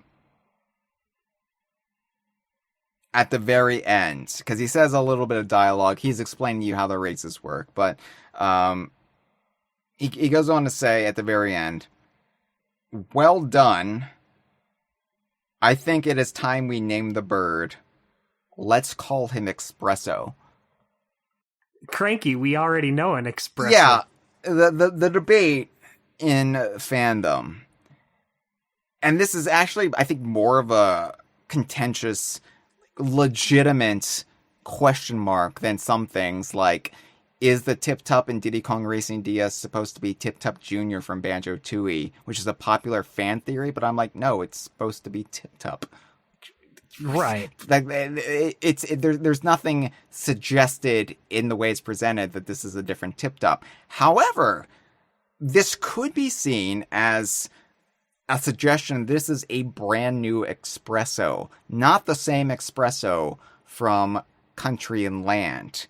That we know there are multiple ostriches on Donkey Kong Island, as seen in a trailer of a game we will talk about in a little bit. But is this not literally the same ostrich animal buddy that you rode in Country and Land, that you collected tokens with in Country?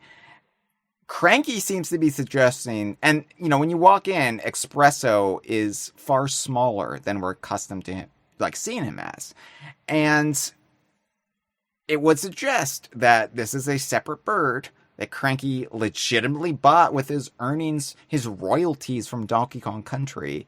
And you're like raising him, you're fattening him up like the Christmas goose, and you're just then naming Expresso because that other bird was named Expresso. And then what happened to the first Expresso if this is a different Expresso? Like, did he die? We will name him Expresso in honor of the fallen. Expresso 2, right? Like, did he fall off chimpanzee clouds and he broke his neck? Oh, he has a my lot God. of neck to break, Dustin. It wouldn't be hard to find a shatter God, point. That's true. So, like, my theories on this, and it's really just a theory, is that it's the same Expresso. Stop overthinking it. It's for me, like, the appeal of Donkey Kong characters are that it's not like Yoshi or Toad, in that we just have an infinite multitude of Yoshis and Toads to choose from. And that, yes, there's like a primary Yoshi and a primary Toad, but we're never really quite sure if that's the one we're dealing with. And it doesn't fucking matter. And it's all about like the concept rather than the actual journey that this character has been on. And I hate that. I hate that so much, Dustin. Like, with Yoshi, I kind of accepted it because it was like baked in from the start. But with Toad, they kind of sneak that in because it was like Toad is a guy and they were mushroom people, and the people who worked for Peach were mushroom retainers. And then all of a sudden, before we knew it, they were just all Toad.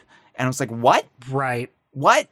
And then it just made the original Toad kind of weightless to me. Like, who cares? You're just one of many.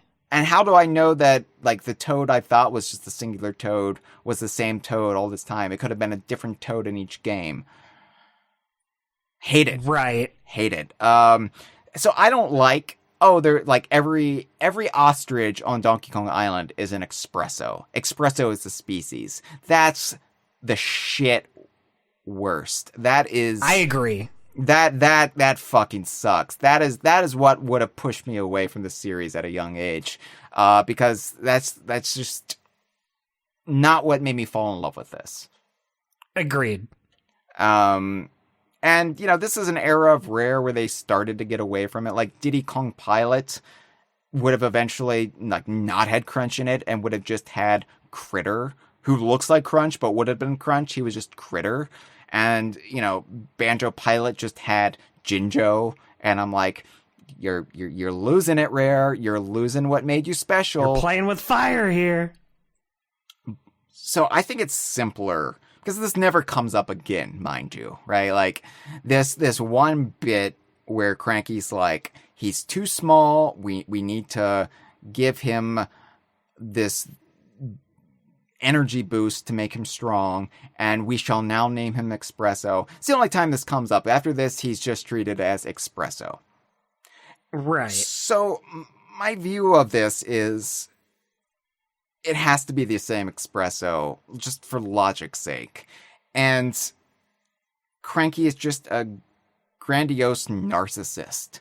He's claiming that he named Expresso when Expresso was already named Espresso way beyond this. And when he says, I bought this bird, well, no, you think you own this bird because you have this weird proprietary relationship with animal buddies, Cranky. In Donkey Kong Country Returns, you claim to own Squawks, and you sell us the rights to use Squawks for a level. I think you're just a dick. Yeah, you didn't buy Expresso, you just put him in a cage. So why is Espresso so small? Well, Dustin, this is my theory that kind of ties everything together. Why he lost all that strength after Donkey Kong Land.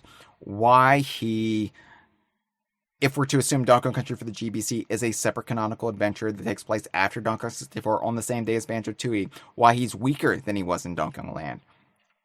I think after the events of Donkey Kong Land, Espresso got some form of bird flu. And oh my god. He became malnourished as a result. And which is poor probably guy. why it was so easy for Cranky to capture him and claim he bought him. I don't know if it was bird flu. I don't know what disease it was. Bird flu was, I think starting to be in vogue in the 90s. So maybe, being in chimpanzee clouds, he caught something. If my theory that chimpanzee clouds is the same location as secret seclusion from tropical freeze, maybe it was some sort of like snowmad virus that had been frozen. They raised that landmass above Donkey Kong Island years ago, but they're viruses that they carried with them from the North Seas that Donkey Kong Island natives weren't used to. They had been preserved in that area, and Espresso got sick. Oh, man, you hate to see it. Especially to such an icon of our childhood. So, yeah, this is one of those areas of Donkey Kong canon where you kind of have to squint and say, that doesn't really work, but... we're not claiming their continuity is flawless. Yeah. I realize this is bordering on prosthetic golfing fingers, a level of fan wanking, like patching the leaky hole of the continuity and the canon, but whatever. But sometimes you gotta do it. Like, what other reasoning makes sense? Otherwise, there's two Espressos. And look, I can deal with two Quawks because one's Quawks and one's Squawk, right? I can deal with that because they're physically on screen at the same time. I can't deal with two Enguardes because that has to be a hard light hologram. But having a second Espresso that's also named Espresso is just the dumbest thing imaginable for me. So dumber than a hard light hologram even. So let's just say it's the same Espresso, okay? Okay, I can do that. Well, I also think about the Smash Brothers trophy description we read earlier. That reads like this is an individual character, not as like... It doesn't say like, the Espresso species has helped the Kongs for years. Exactly. So, there are other ostriches that are near identical to Espresso on Donkey Kong Island, but there's only one Espresso. Yeah, and if they were all just Espresso, why I don't see why they would have different names. Right, especially because Espresso is such a dumb name to begin with. Yeah. Like, you would want to overwrite that as quickly as possible. Like, well, it's an Espresso. Let's name him Jim. Let's name him Steve or something. Yeah, Steve from off of Rare Gamer. No, that would be a cow. Ooh, that's true. That's a good one. Yeah, so anyway, Dustin, you strengthen Espresso because Espresso has racing stats in Espresso's racing. And as Cranky explains it, hidden on each level is a golden feather like this one. And then he gives you a golden feather. Find these feathers and bring them back to me. Thanks, Cranky. Yeah, so the golden feathers, it's basically an excuse to have a new collectible in DKC2. They hide these golden feathers in the levels. And my question, though, Dustin, gold feathers. Rings a bell, doesn't it? It sounds a little familiar to something I might know. So, are these supposed to be the same gold feathers from off of Banjo-Kazooie? Ooh, you know what? I never really thought about it. What do you think, Hyle? Well, it's the same shared universe, same archipelago even. I think it's likely. Now, these might not be Breagle feathers, because I don't know if Breagle feathers are transferable to ostriches. These could be gold ostrich feathers, but I think whatever magic makes Breagle feathers into gold feathers would apply here, and it's just like, yeah, Same properties just applied to different feathers. Yes, yeah, exactly. Now, it's my fanon theory that the red feathers that Tiny shoots in Donkey Kong 64 are also Breagle feathers. So, I wouldn't be opposed to these being gold feathers from Banjo-Kazooie, exactly from Banjo-Kazooie. But I also recognize that they look maybe a little bit longer, like maybe a little bit for a bird that would be bigger than a Breagle is supposed to be. Yeah. So, yeah, if I have to choose between this is the same Expresso or these gold feathers are explicitly gold feathers from Banjo-Kazooie, I'm going to choose it being the same Expresso. I'm going to pick my battles, and I'm not going to sit here and say, yes, this has to be a gold feather from Banjo-Kazooie. But I do think the same magical properties would apply, and they would basically be of the same ilk, the same... Whoever designed the gold Breagle feathers in Banjo-Kazooie, whatever species or race or tribe said, we are going to make these feathers magical, did the same thing to these feathers as well. They just went across the rare archipelago making special bird feathers. They went around until every species of bird had a golden feather to use. Yeah, and that's a game idea right there. It's interesting that it doesn't have the exact same properties, though. They don't make you invincible. They just kind of power up Expresso. Right. They are used to you could customize Expresso and choose what to augment as you go along throughout the game. You can make Expresso stronger. You can make Expresso faster. You can increase the distance of Expresso's flight, or you can give Expresso a little get up and go, a little boost from the start. And so it's kind of a cool little strategy there. Kind of like, how do you want to play Expresso's racing? You better choose wisely, though. So, Expresso's racing takes place in every single world of the game, including the Lost World, sans the Flying Croc. So there are... I have to count because I can't count because I'm terrible with math. 7 Expresso's racing races. And this is a core beloved piece of lore that DK Vine cherishes above all else in Donkey Kong Country 2 for the GBA. There are 3 other birds you race against in every single race. 3 other ostriches. So, ostrich racing is apparently a big sport on Crocodile Isle. And I call it illegal underground ostrich racing. It's like dogfights, but it's what the Kremlings do as their like big sport. And they race ostriches because, ostriches are native to Donkey Kong Island, and they've either been taken over to Crocodile Isle or they are also native to Crocodile Isle, which they could very well be given that they are neighboring islands and it's a very short distance between the two. So the ostriches that Expresso races against are presumably being raced by like critters or clomps or, other Kremlings that you just don't see. They're just off screen. And right, they've trained these ostriches to enter into these races. And these ostriches all appear as red, green, and blue like variants of Expresso. And so like the red one has red sneakers, but also has like red tail feathers. Like I guess they've been dyed red. I don't know. Like maybe in the underground ostrich racing circuit on Crocodile Isle, that's a big thing. Like I've dyed my ostrich feathers red, which means he's out for blood. Well, I've dyed him green because I'm gonna be in the money, and I've dyed him blue because I'm a loser. And red I'm and sad green about were it. already taken. Yeah. And then every other Kremling just had the exact same idea. Only those 3 colors. This is why also I argue against the logic that all ostriches are called Expresso.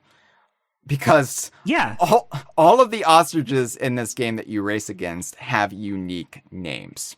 Exactly. All of them. So why would yours just be called Expresso if that's just the species, and then all these other ones have unique names? That, and also Rare cares so much about this shit that they sat down and they gave each goddamn ostrich a different name. Yeah, they didn't need to do this. They didn't double up. It wasn't like you're racing against the same 3 ostriches in every single race. Every single World's Expressos racing, you would race against 3 different ostriches. Yes, they would be identical to the red, green, or blue versions, but they would all be different. And we'll probably do more in depth about Expresso's racing and the ostriches in this spotlight episode for DKC2 GBA. But we have to mention them here, Dustin. We have to mention the beautiful, lovely names of these ostriches, especially because chances are none of them made it off Crocodile Isle when it went down. So in their memory, in their honor, we need to mention them whenever we can, because they're never coming back. I totally agree. I'm campaigning for Tinky for the next DK Vine Hall of Fame. Character witness Tinky.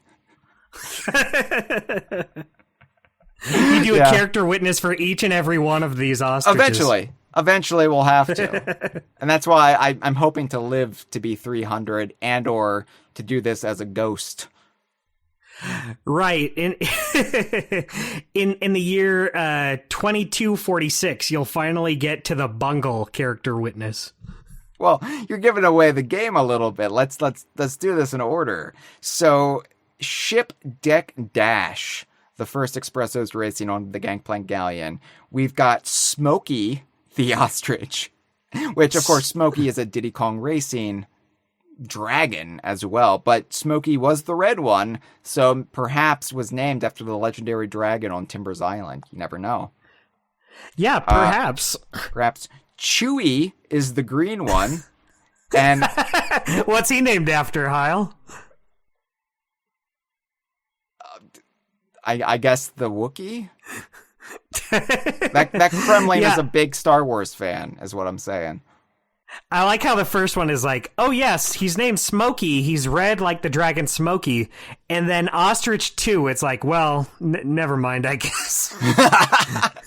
and then the blue one is Rapido, which a fair name for an ostrich, I guess. Yeah, I guess is a Some of these are going to be less creative than others. Well, as a good evil counterpart to Expresso, Rapido, yeah, absolutely. Like, Rapido, Dustin, is Expresso's Wario. Ooh, I like that. I like that line of thought. Evil doppelganger. Like, what I want is Dread Kong to come in riding Rapido. And Expresso's like, my old nemesis. No, of course that couldn't happen because Rapido died in 1995. That's true. I forgot. Why don't you read the ostriches, the rival ostriches, for the race Magma Spurt from Crocodile You got Cauldron. it, champ. Yeah. So in Magma Spurt, our red ostrich is Sneakers. Not very creative. The green one is Beardy. Another name we've heard before. Yeah, we've heard. It makes about as much sense. It makes little sense here, considering like Beardy is a reference to Rare Staffer, right? Right. And it's one of those rare in-jokes. Like, they liked poking fun at each other at Rare. And so Conker, of course, most famously thought Birdie's name was Beardy. It doesn't really work for a green ostrich. Yeah, I don't get the connection. But then the blue one on Magma Spurt is named Zippy. Another speed-based one. So yeah, I like to think by the end, like if there was one more world, the Kremlings would just be out of ideas. They'll be like, this one's called like Red Ostrich. Yeah, it's like Pokemon. Now you're just named after your color. You're red. Into the box you go. I do think it's interesting that the red ostrich is Smokey and Sneakers. You can have logical extrapolations why they're called that. The blue ones are based off speed, and the green ones are just shit nonsense. Well, let's see if it turns around for the green ones, because Swampy Swoop from Cranky. The red one is Loopy with an I. Loopy. They're getting fun with it now. The green one is Tinky. There's where Tinky comes in. And the blue one is Bungle. So yeah. So no longer do we have the same conventions there. I would say Tinky is the best out of those three, though. I guess so. It's a funny name, but I guess it's better than naming your ostrich Bungle. Like, are you planning on losing? I think Bungle has just always lost, and Loopy is a little unhinged, and Tinky is incontinent. Loopy's kind of got like a twisted mind. Like if you saw what Loopy was thinking, you'd be at a loss for words. All right, Dustin. Fairground Fall. Okay. It's the one for Crazy Kremland. Oh, because of the fairground. I get it.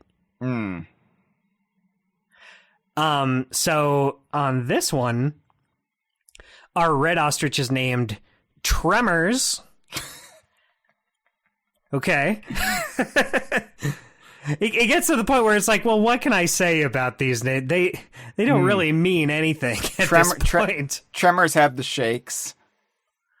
Yeah. He's Ironically, probably like too much espresso. He drank a little too much espresso. Or maybe he's nervous. Maybe he doesn't want to race, and he's like, oh, I'm going to get creamed out there. The green one is named Monsoon. Okay. That's strange. And the blue one is named Mima. Mima. I don't know what that means. Mima, Mima? Mima. It could be either. Yeah. Mama, Mima. Here we go again. Spooky Sprint. Of course, Spooky Sprint. It's haunted, so let's get out of here. We've got this is one of my favorite ones. The red one is Papa Laz. Papa Laz. Laz. Papa Laz. Or Laz, maybe? Papa Laz? I wonder why they named it that. I really want to know why this was a cool guy. Yeah, I think this was like a cool Kremling who named this one. He's like, you're going to be named Papa Laz. Yeah. I really want to know why they named the green one Humpty. And it's because it keeps laying eggs. And then the blue one is Rippa. Rippa. Awesome. Yeah. Isn't there something else called Rippa in the DKU, or am I misremembering? There's Ripper. There's the Tombstone. There might be a Rippa. Honestly, Dustin, I don't know. I'm just making this up as I go along. I don't actually know anything. None of these games actually exist. Sorry, everyone. I do research 30 minutes before we start to make it look like I know what I'm talking about. It's just Wikipedia. You do a good job. Yeah, I'm a convincing I thought you actually liar. cared. I don't care. Dude, I play Call of Duty. What the fuck are you talking about? That's true. Creepy Castle, Dustin. Take us there. I would love to read off these Creepy Castle fellas. Red is Flicky. I don't don't know That's why interesting funny. since I doubt this is what they were named after, but those are the names of the little birds in the Sonic series. Oh, I was just thinking like clitoris stimulation.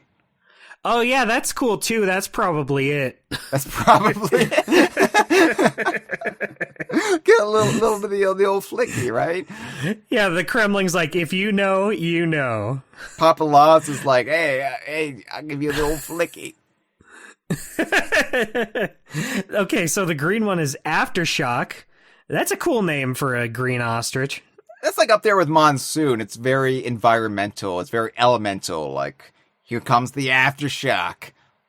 Yeah, it's like, hey, I'm gonna this. You should be scared of this ostrich. And the blue one is named Ozzy. That was just a normal name. Yeah, that one's from Down Under. Apparently. Sorry, Freezer. But just this one. I'll put another shrimp on the Baba Bobby. Didgeridoo Kookaburra. That was a cool little thing we did. And then finally we have Lost World Leap. And I say Papa Laws is one of my favorites, but damn it if I don't love M. Bazzy. M. Bazzy. Which is M. Period. Bassi. M. Bazzy. Well, I think it's embassy. Like it's supposed to be like the embassy. Oh, like I have diplomatic immunity. Take me back to the embassy. Yeah, see? So this is a very like important ostrich, is what you're saying. oh, definitely. Like no one knows or cares, but this one is the one, like the important ostrich. The Messiah, yeah. We've got the green one is Misty, like the Pokemon character again. Yeah. Yeah, named after the character from Pokemon. It was big at the time. Yeah. Not in the West, at least in '95, but you know. Oh yeah, true. Yeah. And then, but of course, this is 2004, so yeah, what am I thinking? I'm thinking, yes, canonically it's 1995, but this game came out in 2004, so yeah, it could have been. And then finally, we had Minogue as the blue ostrich, and this, we've had it confirmed, this one was named after Australian pop sensation, Kylie Minogue. Oh, okay. I would not have known that. Yeah, pairs well with Ozzy, I guess. Yeah, they probably date. So yeah, 21 iconic characters, Dustin. It was nice of them to just give us that many memorable ostrich characters that'll go down in history and be beloved for years to come. But here's the thing, I joke. I have my laughs with two Fs, but I fucking love this. I fucking love that these characters exist. I fucking love that these are characters. They're not just nameless nobodies, because they knew, somebody knew that deviants like us would be writing into scribes and be like, can you tell us the names of the 21 ostriches? No, we wouldn't even known they were 21. We were like, can you give us the names of the 3 ostriches that Expresso races in Donkey Kong Country 2 for the Game Boy Advance's Expresso's Racing, please? Thank you. If you could just name all the ostriches right now, that would be great. Thank you. And they were like, well, it's not just 3, it's 21 unique, beautiful snowflakes. Imagine the explosion the DK Vine forums would go down because so many people are trying to post about it. Or because so many AI bots are trying to steal the artwork of these ostriches on DK Vine's image gallery. Probably that one, yeah. Yeah, which does happen. Some AI artist, and I use that in scare quotes because come the fuck on, somebody is like conjuring up an ostrich as we speak, and it's Papa Laws. Oh man, we're gonna have ostrich NFTs in the future. Well, we would if NFTs weren't dead and buried. Yeah. Oh, we live in a dystopia, but at least we have Tinky. Yeah, anytime I'm just feeling so down about this rotten world we live in, I just think about Tinky and know everything. It's going to be a good summer. Hot Tinky summer. So here's the thing, like, this would have been a huge deal, retconning Expresso into Donkey Kong Country 2, Dustin. Like, this would have been enough. The handheld team could have said, Mike is dropped. You're welcome, Expresso fans. We have cemented Expresso's legacy far beyond the confines of Donkey Kong Country and Donkey Kong Land. And they would have been accurate. They would have been correct. But the handheld team wasn't done with Expresso, because Expresso appeared in one more game from this era, from the handheld team, on the Game Boy Advance. Yeah. Hyle, you don't mean... I do mean Expresso was going to appear in Diddy Kong Pilot, but then that didn't come out. But luckily,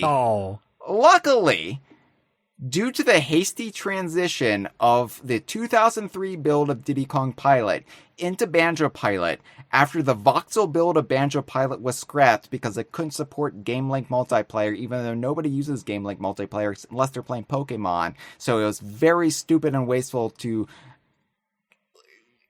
basically cancel a version of a game that was technologically a marvel, all for a feature that nobody would use because your shop is only getting one copy of Banjo-Pilot, so it doesn't fucking matter. None of your friends are going to have it.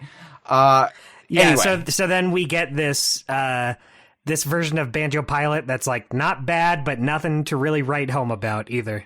It's cream of wheat. That's what it is, Dustin. Yeah. Believe me, I'll take any Banjo games I can get. I will gladly still play Banjo-Pilot, but it's not super exciting. Have you ever had a hot bowl of cream of wheat? I would never do such a thing. Well, I have. And the thing about cream of wheat, if you like add enough fruit on top, like blueberries, you're like, oh, this isn't bad. Okay. I don't know why I always turned up my nose at cream of wheat. And then you keep eating it and it starts to go cold. And you're like, now I'm just eating snot. Oh, that makes me sick.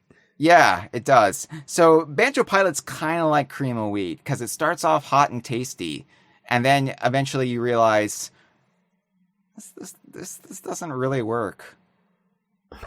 No, not especially. It's like a cold bowl of snot. Why do you slow down when you go off-road when you're in a plane? This is a cold bowl of snot. I guess Nintendo was right. This doesn't work. So, yeah, basically they had to do a very quick transition of the last build of Diddy Kong Pilot they had into like a one-for-one swap, a stop and swap, if you will, from Donkey Kong elements into Banjo-Kazooie elements. And because of that, because it was quick, because it was dirty, they kind of left behind a lot of Donkey Kong elements, from music to, in this case, a full-on character cameo. Because Expresso the ostrich was originally going to appear in the stage, I believe it's Plain Pursuit. Like plain as in like the plains, like the savannah. Plain Pursuit was going to be a stage in Diddy Kong Pilot. They then turned that stage into Jinxie's Dunes because they were like, if you squint, I guess it could take place near Gobi's Valley. It's Jinxie's Dunes. It's desert-esque. It's the dunes that are adjacent to Gobi's Valley. And Expresso the ostrich is there, and let's hope Nintendo doesn't notice. So, you know, there are a few occasions where a Donkey Kong character appears in a Banjo-Kazooie game. I mean, Tip Top is a cheat, because Tip Top is a Diddy Kong racing character, was owned by Rare and not Nintendo. And, you know, it's one thing for Tip Top to appear in Banjo-Kazooie because Tip Top, like, he and Banjo were in the same game together, and it's, you know, it's a cheat to say that's a Donkey Kong character. Like, we classify the Diddy Kong racing characters as Donkey Kong characters, but they're really kind of Rare characters first and foremost. But yeah. You also had the naughty from Click Clock Wood, who wasn't a specific naughty who had appeared like very naughty or really naughty. We call him mildly naughty because he's such a decent bloke. But still a naughty, right? So still kind of a Donkey Kong character, kind of. I know Freezer is screaming at me right now about the rare cow and this and that and the other. I know. But Expresso is a Donkey Kong character who appeared in a Banjo-Kazooie game outright. Made the crossover. Right. Yes. He's a specific character in Donkey Kong rather than just like, oh, here's a naughty. Yes. And I know the circumstances. There's always going to be that naysayer moving the goalposts and saying, Hyle, you fucking idiot, die! Choke on cream of wheat, why don't you? Because this wasn't intentional. This was Diddy Kong Pilot. They quickly made it into Banjo-Pilot. They left us behind. It doesn't mean anything. Go fuck yourself. Duh! Well, guess what? It made it into the final game. You can't just just like load up a Mario game and then say, "Oh, that's just Luigi. He's not there canonically." Doesn't count because of XYZ. It counts as Expresso. And the thing is, you can't squint and say it's not Expresso, it's a different ostrich, because that is clearly Expresso. It's its character model. He's wearing sneakers. I mean, it's... Yeah, he doesn't have it's not Tinky. I don't see any green tail feathers there. It's not Tinky. And I would have died with delight had Tinky the ostrich appeared in Banjo-Pilot. Well, he's wearing a name tag that says, "Hello, my name is Tinky the Ostrich." I was gonna say, because how would we know it was Tinky? It could have been Chewy or Beardy or Monsoon or Humpty or Aftershock or Misty. But it's like, no, that's Tinky. I just know. There's just a big UI over him that says Tinky with an flashing arrow pointing down. Tinky with an exclamation mark. just to set the record straight. It's like, I can imagine a Sea of Thieves trailer for Sea of Thieves season 28 or whatever, and it's like Tinky Origins, and everybody just loses their mind. Look, all those bearded Sea of Thieves streamers on Twitch are like, yeah! They just start let's go! Lactating with excitement. I was gonna say pumping their fist in the air, but that's good too. They'll be pumping all right. Oh, man, Hyle, I'm looking at this screenshot of this level, and it's really making me feel right at home, because it is currently over 100 degrees here right now. Oh, yeah? Yeah? You feel like you're in Jinxie's Dunes? Yeah, I can go outside and be sweating and dying and say, oh, this is just like in Jinxie's Dunes. Jinxie's Dunes, right? So I told you my theory about Jinxie's Dunes and why Expresso is there, right? No. Okay. Because when it was Plain Pursuit, when it was Diddy Kong Pilot, it would make sense for Expresso to be there if it was just like the plains of Donkey Kong Island, like in the Congo jungle, like the lowland. Right. Expresso would naturally be hanging out there. Probably his native habitat, but it doesn't make much sense for Expresso to be near Gobi's Valley, just incidentally. Why would Expresso be there? Well, Dustin, the only logical explanation is there are a lot of hangers-on and well-wishers and audience members for Banjo-Pilot. Like, Tip Top shows up to, say, yay! Master Jiggy Wiggy shows up to go, Saberman. Yay! Saberman is there as well, and Expresso. And so, it's like, well, Expresso wouldn't just show up by himself. He wouldn't just, have this weird migration to, I guess, Spiral Mountain, and then into Grunty's Lair, and then into the entrance to Gobi's Valley. There has to be a reason why he's there. And I'm like, well, obviously a Kong rode him. And what Kong would most likely come to cheer on Banjo and friends? Probably Diddy Kong. So I like to think that Diddy Kong is just somewhere hanging around Jinxie's Dunes. He's dismounted Expresso, and he's around. He's cheering you on. You just can't see him, because every time you look, he's he just moves slightly. He's like, oh, now I'm over here. Yeah, just continually like out of eye range. He's like hiding behind a tree, like tee tee. He's so excited he can't sit still. He's always moving around. He just happens to be hiding when the camera's in that spot. Yeah, so I like to think Diddy is just off screen in Jinxie's Dunes, and that's why Expresso is there, and that brings me so much delight. And by the way, I know some of you might be thinking, is Expresso like, does he appear multiple times on the track? No, he only appears once. Ooh. So it's not just, they're not just supposed to be a bunch of ostriches just hanging about. No, it's Expresso. It's the real deal. Is that how all the character cameos in this game work, or are there some that do show up multiple times? No, it's how all the character cameos work. The actual character cameos, like things like the whale that jumps out in the background of the like a couple tracks, like they appear multiple times, but the actual singular character cameos, they're just there once. Gotcha. Some of them are hard to find too. Like I think like Master Jiggy Wiggy or Tip Top, it took me a while to like see them. I wonder if there's a video that has all of them, like on YouTube or something. It's been so long since I've actually played through Banjo-Pilot and tried to find them. There's even some videos out there that show off the cameos in the voxel version. I know Saberman originally appeared in the voxel version of Banjo-Pilot. So like the characters who weren't Expresso were from the voxel build of Banjo-Pilot, and they were brought over, and Expresso was just retained.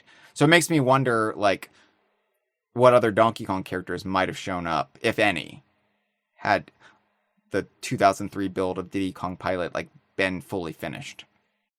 I wonder if it would have been like all of the animal buddies, just like characters that wouldn't have been playable, but we still want to get in there. Yeah. There's some deep cut references in Diddy Kong Pilot, like buzzes were like the homing shells. Yeah, that's great. We never see buzzes again. I mean, to be fair, we don't see zingers all that much these days either. No, but at least buzzes zingers were quite a callback. Yeah. Zingers at least appeared in the Payon games, as did Squawks. Yeah. So like but yeah, buzzes. Yeah, they were going deep with their references in this era of Donkey Kong that never really got off the ground because of the buyout.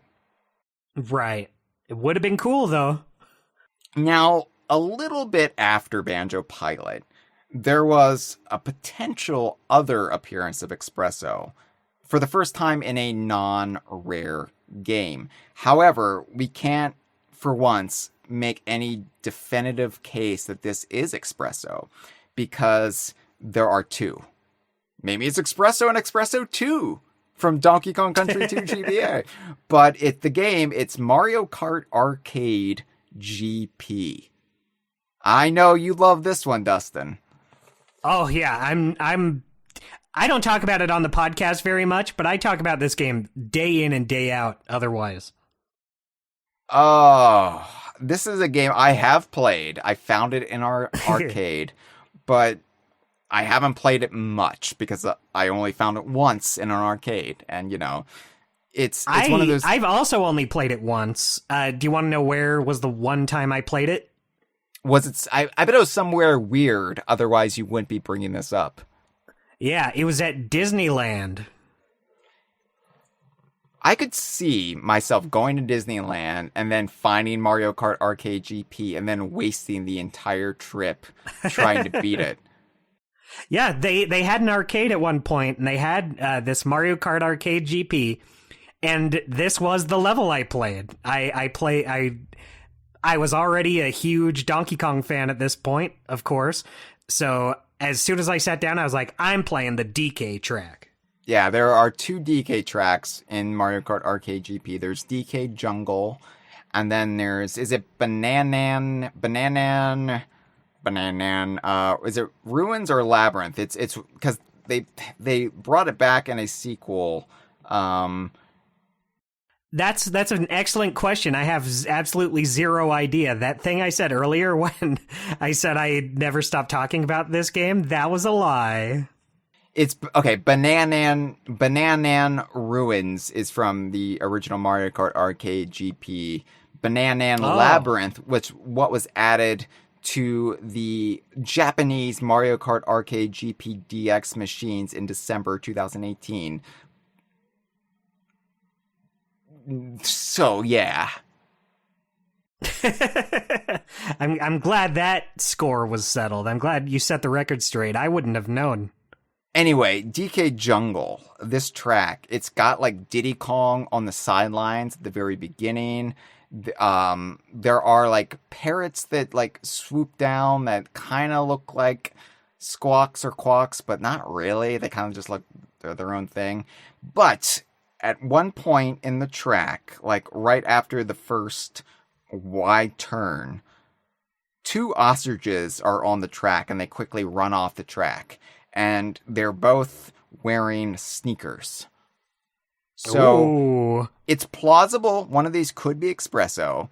It's also just as likely that these are random ostriches, random wildlife in the Congo jungle. And at this point in the canon, the Kongs bought sneakers for all of the ostriches, I guess. Here's the thing, that's supported by a trailer for a game that I keep alluding to, but we'll get to towards the end. So, yeah, this is worth mentioning if we're mentioning the complete character history of Expresso, because one of these could be Expresso. But it's just as likely. Could you imagine such a world?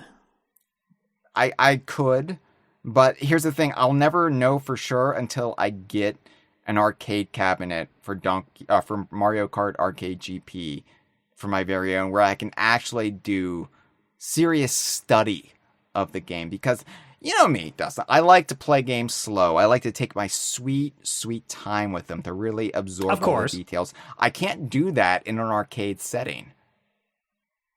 Right, yeah. Because you have people behind you kicking your chair saying, "Come on, kid, let us play." Yeah, when I'm a full-grown ass man. But I can't just say, "Hold it, I have to figure out if this is Expresso. I'm gonna be 4 hours." I got lots of quarters to go through. Yeah, and it costs money, and I'm a Donkey Kong journalist, the brokest of all professions. That's true, that's true. Well, Dustin, Expresso then just stopped appearing because the handheld team at Rare stopped existing. Right. Things got bleak. And Payon... And we don't mean the snowman. We don't mean a snowman. Payon, while they reference quite a few Donkey Kong characters and, like, baddies, they never got around to Expresso. And then we entered the retro era for Donkey Kong Country, and well, it was a huge damn deal when Dixie Kong came back. So, you know, I don't need to tell you that Expresso really had no chance when, at that point in time, Enguarde couldn't get in the series. Right. However, Expresso has appeared as recently as 2018. Now, he and most of everybody else in the video game multiverse by way of appearing as a spirit in Super Smash Bros. Ultimate. But it still counts. It's still canon. It's still an appearance. Yeah, Expresso is still here. They're all here. Everyone's here, including Expresso as a disembodied spirit due to the collapse of the video game multiverse. Expresso is a novice spirit, like the weakest kind. And awesome. In the context of World of Light and the Spirit Board, Expresso possesses a Falco body. Falco from off of Star Fox, so keeps it in the DKU family at the very least. Good on you, Expresso. The context for the Spirit Board fight, it's on a slippery stage, which I guess could be a reference to Ice Age Alley. I guess so. You kind of gotta I guess that's the thing. For some of these spirit battles, you kind of just got to say, I guess it could be this.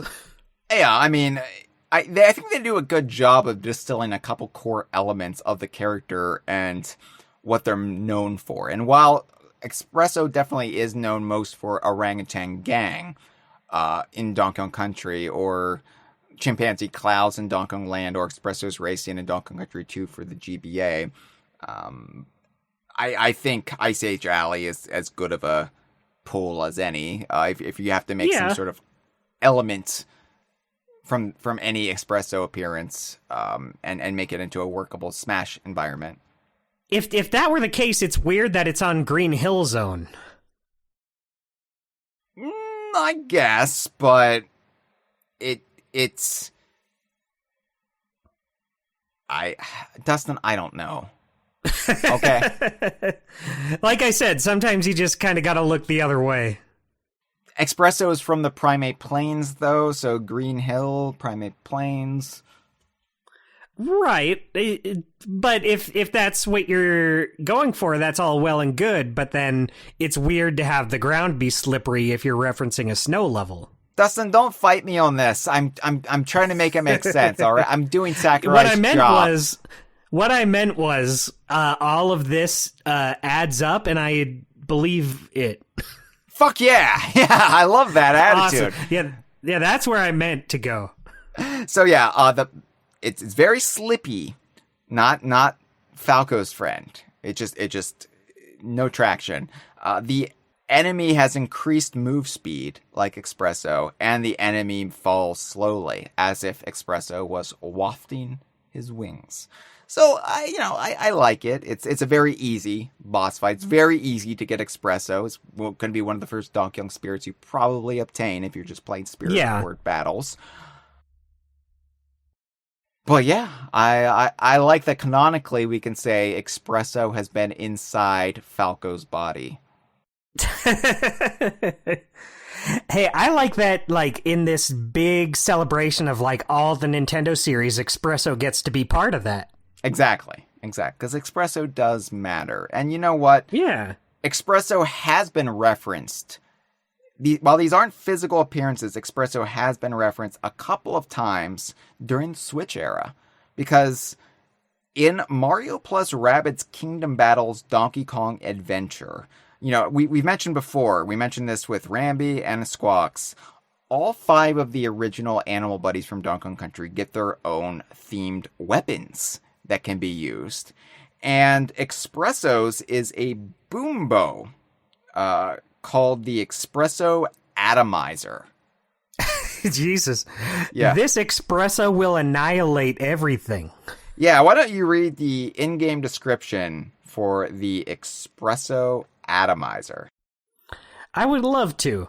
Never hide your head in the sand again with this officially licensed Expresso the Ostrich merch. And then it says, has double kneecaps for authenticity. Oh, I thought you were going to say, has double kneecaps to allow for analingus. See, yeah, that's where it all comes together. If you have the double kneecaps, you can do it. We've talked about this with these other weapons, but I love that they have officially licensed Expresso the Ostrich merchandise on Donkey Kong Island. Yeah, these animal buddies have become so famous, they've made weapons based on them. Well, I mean, that's the point I brought up on my Radley video for DKU Lore Tour, was there does seem to be this, like, veneration of the animal buddies, this acknowledgement of what they have done for the Kongs and for the Greater Rare Archipelago even. Like, Radley has a couple of bridges in his honor in Donkey Konga 2. There are, like, Rambi carousels. There are all of these things done in tribute to the animal buddies. And, like, they're revered to the point where, yeah, there's official merchandise, like a big gun. a big gun. A big crossbow that can be used to kill things in Expresso's name. Expresso signed off on this and supports it. And of course, Super Mario Odyssey referenced a slew of Donkey Kong Country characters. Expresso got 2 references, which is better than some. K. Rool only got 1. Fuck you. Expresso Street, which is kind of, basic and just simple, just Expresso Street. No effort, no creativity there. But it came full circle, Dustin. It came right back to his pun of a name. We finally got a coffee shop named Espresso in New Donk City. This is what it's all been building up to. If you subscribe to my theory that a lot of New Donk City is Mayor Pauline celebrating Donkey Kong Island, then yeah, I love that she was like, we've got to have a coffee shop called Espresso. We've got to do it. Otherwise, this whole thing will be for naught. Otherwise, I'm resigning as mayor. I'm just not going to do it This was anymore. my one requirement. My only gripe about this, Dustin, is that Super Mario Odyssey got to it first. Because Espresso would have been a great stand, a great coffee shop at Donkey Kong Country in Super Nintendo World. That's true. I would never go there because I don't like coffee, but I'm sure they would have other drinks for non-coffee drinkers. Yeah, you really like the heat of Florida combined with the motion sickness. The coffee would really... can you imagine getting on Minecart Madness and then being, stricken with diarrhea right then and there? Oh, boy. Oh, boy! Yeah. In that case, Dustin, the... It adds to the thrill. Yeah, the real monsoon would be what was happening in your minecart and not the green ostrich racer from Fairground Fall in Donkey Kong Country 2 for the Game Boy Advance. Yeah, your pants would be full of diarrhea and you'd say, I get it now. Monsoon. The aftershock is in my butt. They were really thinking ahead. And this is a great podcast, by the way. I feel like it's 50-50 whether or not we bring up diarrhea or excrement of some sort on these episodes I'm on. Speaking of shitty things, I wanted to talk about the last notable thing that there is to discuss about Expresso. And it's among hardcore Donkey Kong fans or Rare fans. It's one of the most memorable appearances he's ever made, but it never happened. I've been alluding to it all episode, and it's finally just time to rip off that Band-Aid, which is a brand name, and I should really say bandage so I don't get sued. Adhesive medical strip. It's time to rip off that adhesive medical strip. Give myself a bikini wax in the process. Donkey Kong Racing's trailer started with a famous shot of Expresso the ostrich. He's got his head in... Famous! I mean, worldwide. Everyone knows this. The shot starts on the plains of the Congo jungle, the primate plains, if you want to call it that. We've never really explored, but here it is at the beginning of the trailer. It starts off, and then you've got neckies flying in the sky. It comes down. There's an ostrich with its head in the sand. Sticks his head up. Here's a sound in the background, a rumble. And he turns to the camera. He does the Jim Halpert camera turn, and he goes, "What?" And then he just takes off. And then we see there's a whole herd of ostriches, all wearing sneakers, mind you. So the theory that the Kongs have given shoes out to the entire ostrich population of Donkey Kong Island, or at the very least the Congo jungle, has some merit if we're to take any of this trailer at canonical face value. Yeah, that is Expresso's diarrhea face. That scene we were talking about earlier with the oh boy, that's all I think of when I see this face looking at the camera. Oh boy. That's Is that going to be a t-shirt? Is that going to follow our DK side of the moon shirt, our best-selling DK side of the moon shirt? We're going to have some like this face. We're going to replicate this Expresso face from the Donkey Kong Racing trailer, and it's just going to say, "Oh boy." Oh boy. And the t-shirt's name is the name of the t-shirt in the shop is just going to be, "You know what this means." Winky face. And everyone will get it. Or we'll just call it the like, diarrhea yes, I must... shirt. The diarrhea shirt. Top seller. Yeah, I hate that idea, Dustin. Like, I can't make every stupid shirt we mention on the podcast because most of them will not sell. Yeah, you can't do a shirt that's a picture of Espresso making that face and then call it the diarrhea shirt. As much as I would love it. Here's what I'm going to do. I'm going to make the GIF or GIF. I'm going to upload it to our Tenor account. And so you'll be able to use this GIF or GIF of Espresso making his face in a Discord chat or on social media whenever you have diarrhea. But we You know what? I feel like that's the best possible outcome for this. I think this is what this scene was always meant for. So by the time this episode is up, this will be on Tenor, and you can just look it up, Expresso the Ostrich or Donkey Kong Racing, or search DK Vine, and it will come up. So, oh, I love it. Yeah, that will be the compromise, because I'm not going to waste my time making this shirt. I've already done that enough, Dustin. I've already made so many shirts that have no chance of selling, but I made them because it was a stupid joke that I promised I would do it, and then I waste days of my life making this shirt, and then it's just, why did I do this when I could be making shirts people actually want to wear? Yeah, I gotta admit, Hyle, I probably would not even buy this shirt if you made it. I'm glad that's I'm probably upfront. the one person.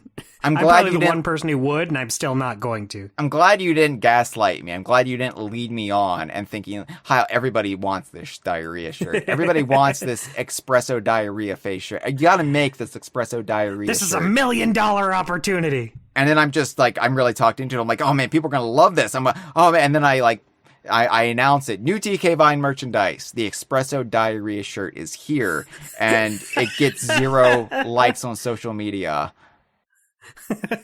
And even I'm like, yeah, I mean, I'll get to it. And I lose followers and patrons, and yeah. It's with a heavy heart we have to close down DK Vine. The toll it took on me was too much, and I lost too many hours of the day to this, and I can't recoup those losses. So therefore, DK Vine must die. You know what the worst part of that would be, Hyle? My response to that, I would post the GIF and say, "My face when DK Vine has to close." Well, then it's worth it. I want to see that now. The final outcome. Just for the laughs with 2 Fs. All right, Dustin. We have 2 calls to take. 1, 2. Number 2, even. So why don't we go ahead and play our first call? Calls about Expresso the Ostrich. Are you excited? I'm a little excited. No, you know what? I'm more than excited. I'm ecstatic. Yeah, these aren't calls about Tinky or Beardy, Dustin. You don't have to be so apathetic. These are calls about Expresso. The real deal. And if you would like to call the DK Vine hotline, feel free. Dial 1-202-630-VINE. That is 8463. Please try to keep your call to one singular call under 3 minutes long. We can't promise we'll play every single call, but we will if we can. We'll consider it at least. I have to start being concerned about the integrity of the show and not just let it be turned into the anarchy of the call sack. But I will play calls where appropriate. Never you worry. All right, let's go ahead and play our first call. Sweet. Hey, Hyle. Hey, Dustin. This is Traveler of the Stars here. I'll be quick this time because, sorry, Hyle, I know I get a bit long in the tooth at times. There we go. I'm just calling about Espresso, the ostrich, which I actually don't really have any personal connection to, so you may wonder why I'm calling, but I just want to say that I think it's very cool, and you guys have talked about this, I think, somewhat before, but the original Donkey Kong Country animal buddies, like obviously not kind of Rambi, and maybe not Espresso, like they've gotten more love post like Rare being gone than like when they were in the Rare era, right? I think it's fair to say. I guess that's only really counting Winky and Espresso, because like Squawks still gets love. But isn't that kind of like interesting that like, you know, in like spin-off games like post-Rare that like Expresso and Winky have been like a thing.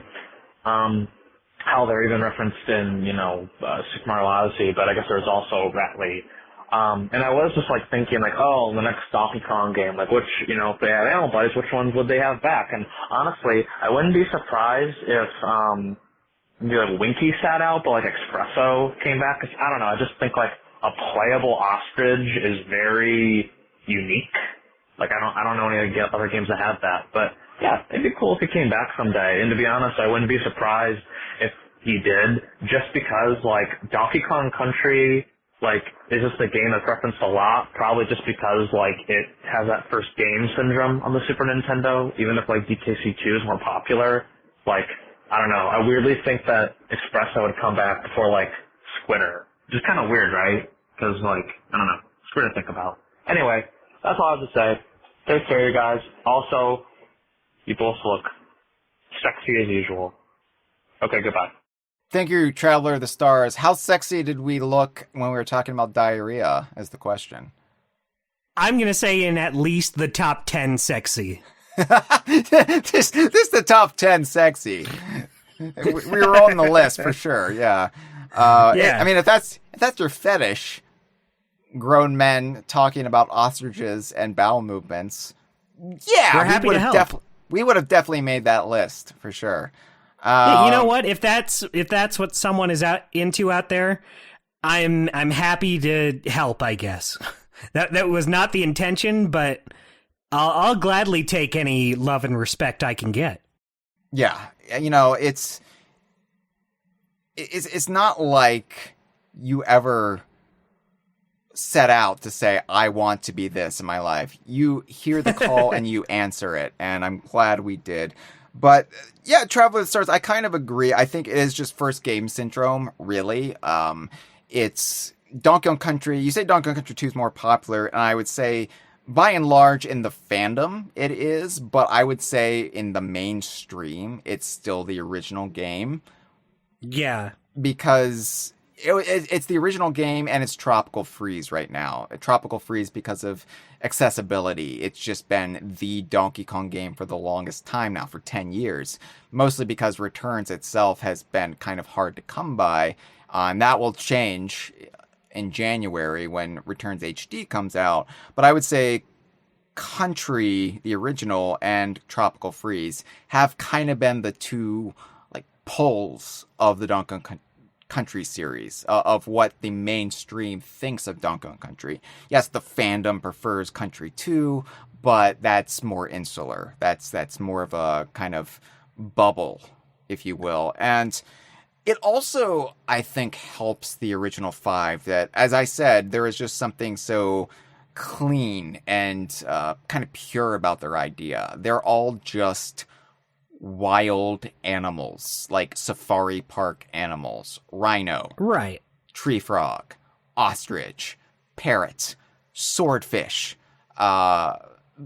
Whereas, you know, Country 2 gets a little bit more abstract with it. Rattlesnake. You know, Squitter is a spider with sneakers. Anglerfish even is a little bit more askew, obscure. And then Country 3, an elephant is I mean, I would say Ellie is kind of right up there with the original 5, the only thing that's holding her back is she's in Donkey Kong Country 3, which is the most overlooked of the original trilogy. It shouldn't be, but it is, just by virtue of when it came out. But, I mean, Ellie made such an impression that she was in the original model for the Donkey Kong Country theme park. So it's not like that it's lost on even people who are looking to translate the Donkey Kong Country experience. They're like, well, we need like some animals. We need some wildlife. Well, there's an elephant in Donkey Kong Country 3. Ooh, that's cool. Perry the Parallel Bird. We love Perry the Parallel Bird here at DKBI. But what the fuck is a parallel bird? Yeah, that ain't never coming back in no theme parks. Porygon Q in the chat says, ostriches are awesome. They are. And I think you're onto something. Like, here's how I think Expresso might have a shot of coming back. If the new Donkey Kong game is 3D, I could see Expresso being a really cool steed to ride in a 3D environment. And, I mean, you could do something with Donkey Kong Country's, like, 2D style gameplay, but look at, like, where that has evolved. I mean, Diddy always has a jetpack. You know, Dixie, when she's present, you don't really need them. The only time Expresso would ever really feel like he brings something is when you have, like, Cranky in Tropical Freeze, right? Right. Just because everybody else has some sort of hover ability. So, I don't know. I think in a 3D setting, though, and I'm thinking, like, you know, Donkey Kong Racing evolved into Saberman Stampede, and just watching the leaked footage of Saberman Stampede, where you see, like, Saberman utilizing the animals in the game and how he gets around in a very kinetic way in a 3D setting. It's really cool. And yeah. I think you could translate that into Donkey Kong 3D gameplay very easily. I'd love to see that. And, you know, I think about what we were just talking about, how Mario+Rabbids, all those weapons were based on the ones from the first DKC. So, yeah, I think if we're thinking of animal buddies we think are most likely to return, I think Expresso could be one of them. And I do agree with you, Hyle. I feel like if it were 3D, that would give Expresso more room to stand out. Yeah. And I think Kingdom Battles Donkey Kong Adventure was the first time the Donkey Kong brand management team really got a say. So it's interesting that it's those 5 animal buddies and that was like approved by them. So yeah. Something to think about. Maybe there's a future for old Expresso. Who knows? Yeah. Oh. All right. Let's take our second caller. Hey, this is Climax calling in for the character witness on Expresso. I want to keep things short, so I think I'll just focus on how Expresso might be able to make his grand return, you know, finally leave the domain of cameos and get a playable appearance, you know, at least like an animal buddy appearance. I think the main thing would be, it would depend on how much a future DK game would want to, like, draw from the previous pool of things that were established in earlier games, and whether he would, like, fulfill a unique purpose. As for, like, drawing from previous games, I think there's a fairly decent chance of that. I don't know if Expresso counts as too much of a deep cut, but, you know, we saw throughout, like, Return to Tropical Freeze, there was more and more of a habit of drawing out more popular elements from the older games. I think Expresso might qualify for that. As for gameplay features, though, I think that the more ambitious a new DK game would be, the better. Right? So, like, imagine if it's like a 3D game that's, like, fairly open.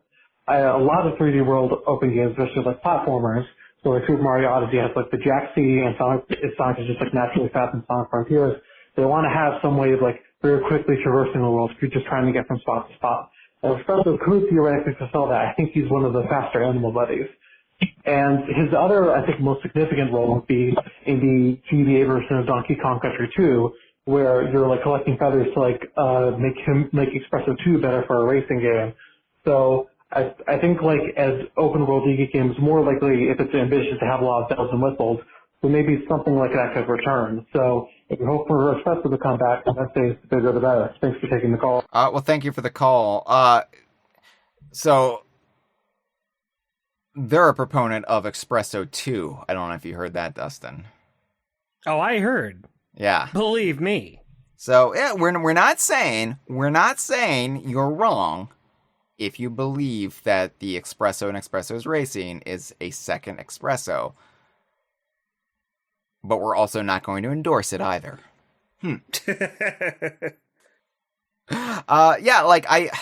Another call about the future of Espresso, what Espresso could bring to the table in a new Donkey Kong game, and kind of touched upon the idea I just brought up. Like, in a 3D environment, you could really do some cool stuff with Espresso, especially if you focus on the speed aspect, which is kind of overlooked. I mean, it's baked into his name, and it's, in his earliest character biographies, it's Espresso is faster than all the other animal buddies.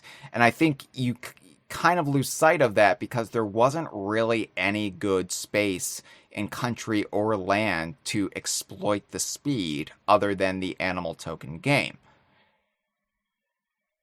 True.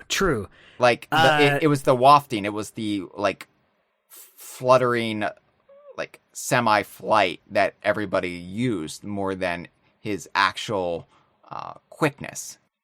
Right, yeah. Plus, it kind of feels like a weird combo. Like, he moves the fastest, but can't jump on enemies. So I guess you'll just have to, run into a Kremling and get hurt if you're not good. I mean, I think you could really have some fun with it if they were, agility, sections. The object is speed, but you have to be evasive of obstacles and enemies. Right. And it's such as Manky Kong barrels. It's not like Rambi where you just turn off your brain and plow through everything. It's a little bit more strategic, and it's a little bit more reflexive. And I think that would be fun to really exploit, especially in a 3D setting. I'm on board with this. Espresso better as fuck be in the next Donkey Kong game, or else I'm going to complain about it on the internet. You're going to complain about it on the internet? Oh, no on way. the internet. On the internet. You know what I'm going to do, Dustin? You know what I'm going to do? What are you going to do? I'm going to go to one of those internet cafes. And I'm gonna get on one of their iMacs, and I'm gonna dial up the modem. And I'm gonna go online. I'm gonna complain that Espresso isn't in the new Donkey Kong game. And then you know what I'm gonna do? What are you gonna do, Hyle? I'm gonna go up to the counter, and I'm gonna say, "May I please have an espresso?" And they're going to say, "That's not how you pronounce espresso, you ignorant hayseed." And I'm going to say, "I wasn't ordering a coffee."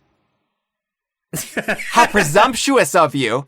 I was ordering the ostrich. This has been a File 2 production. Que rico.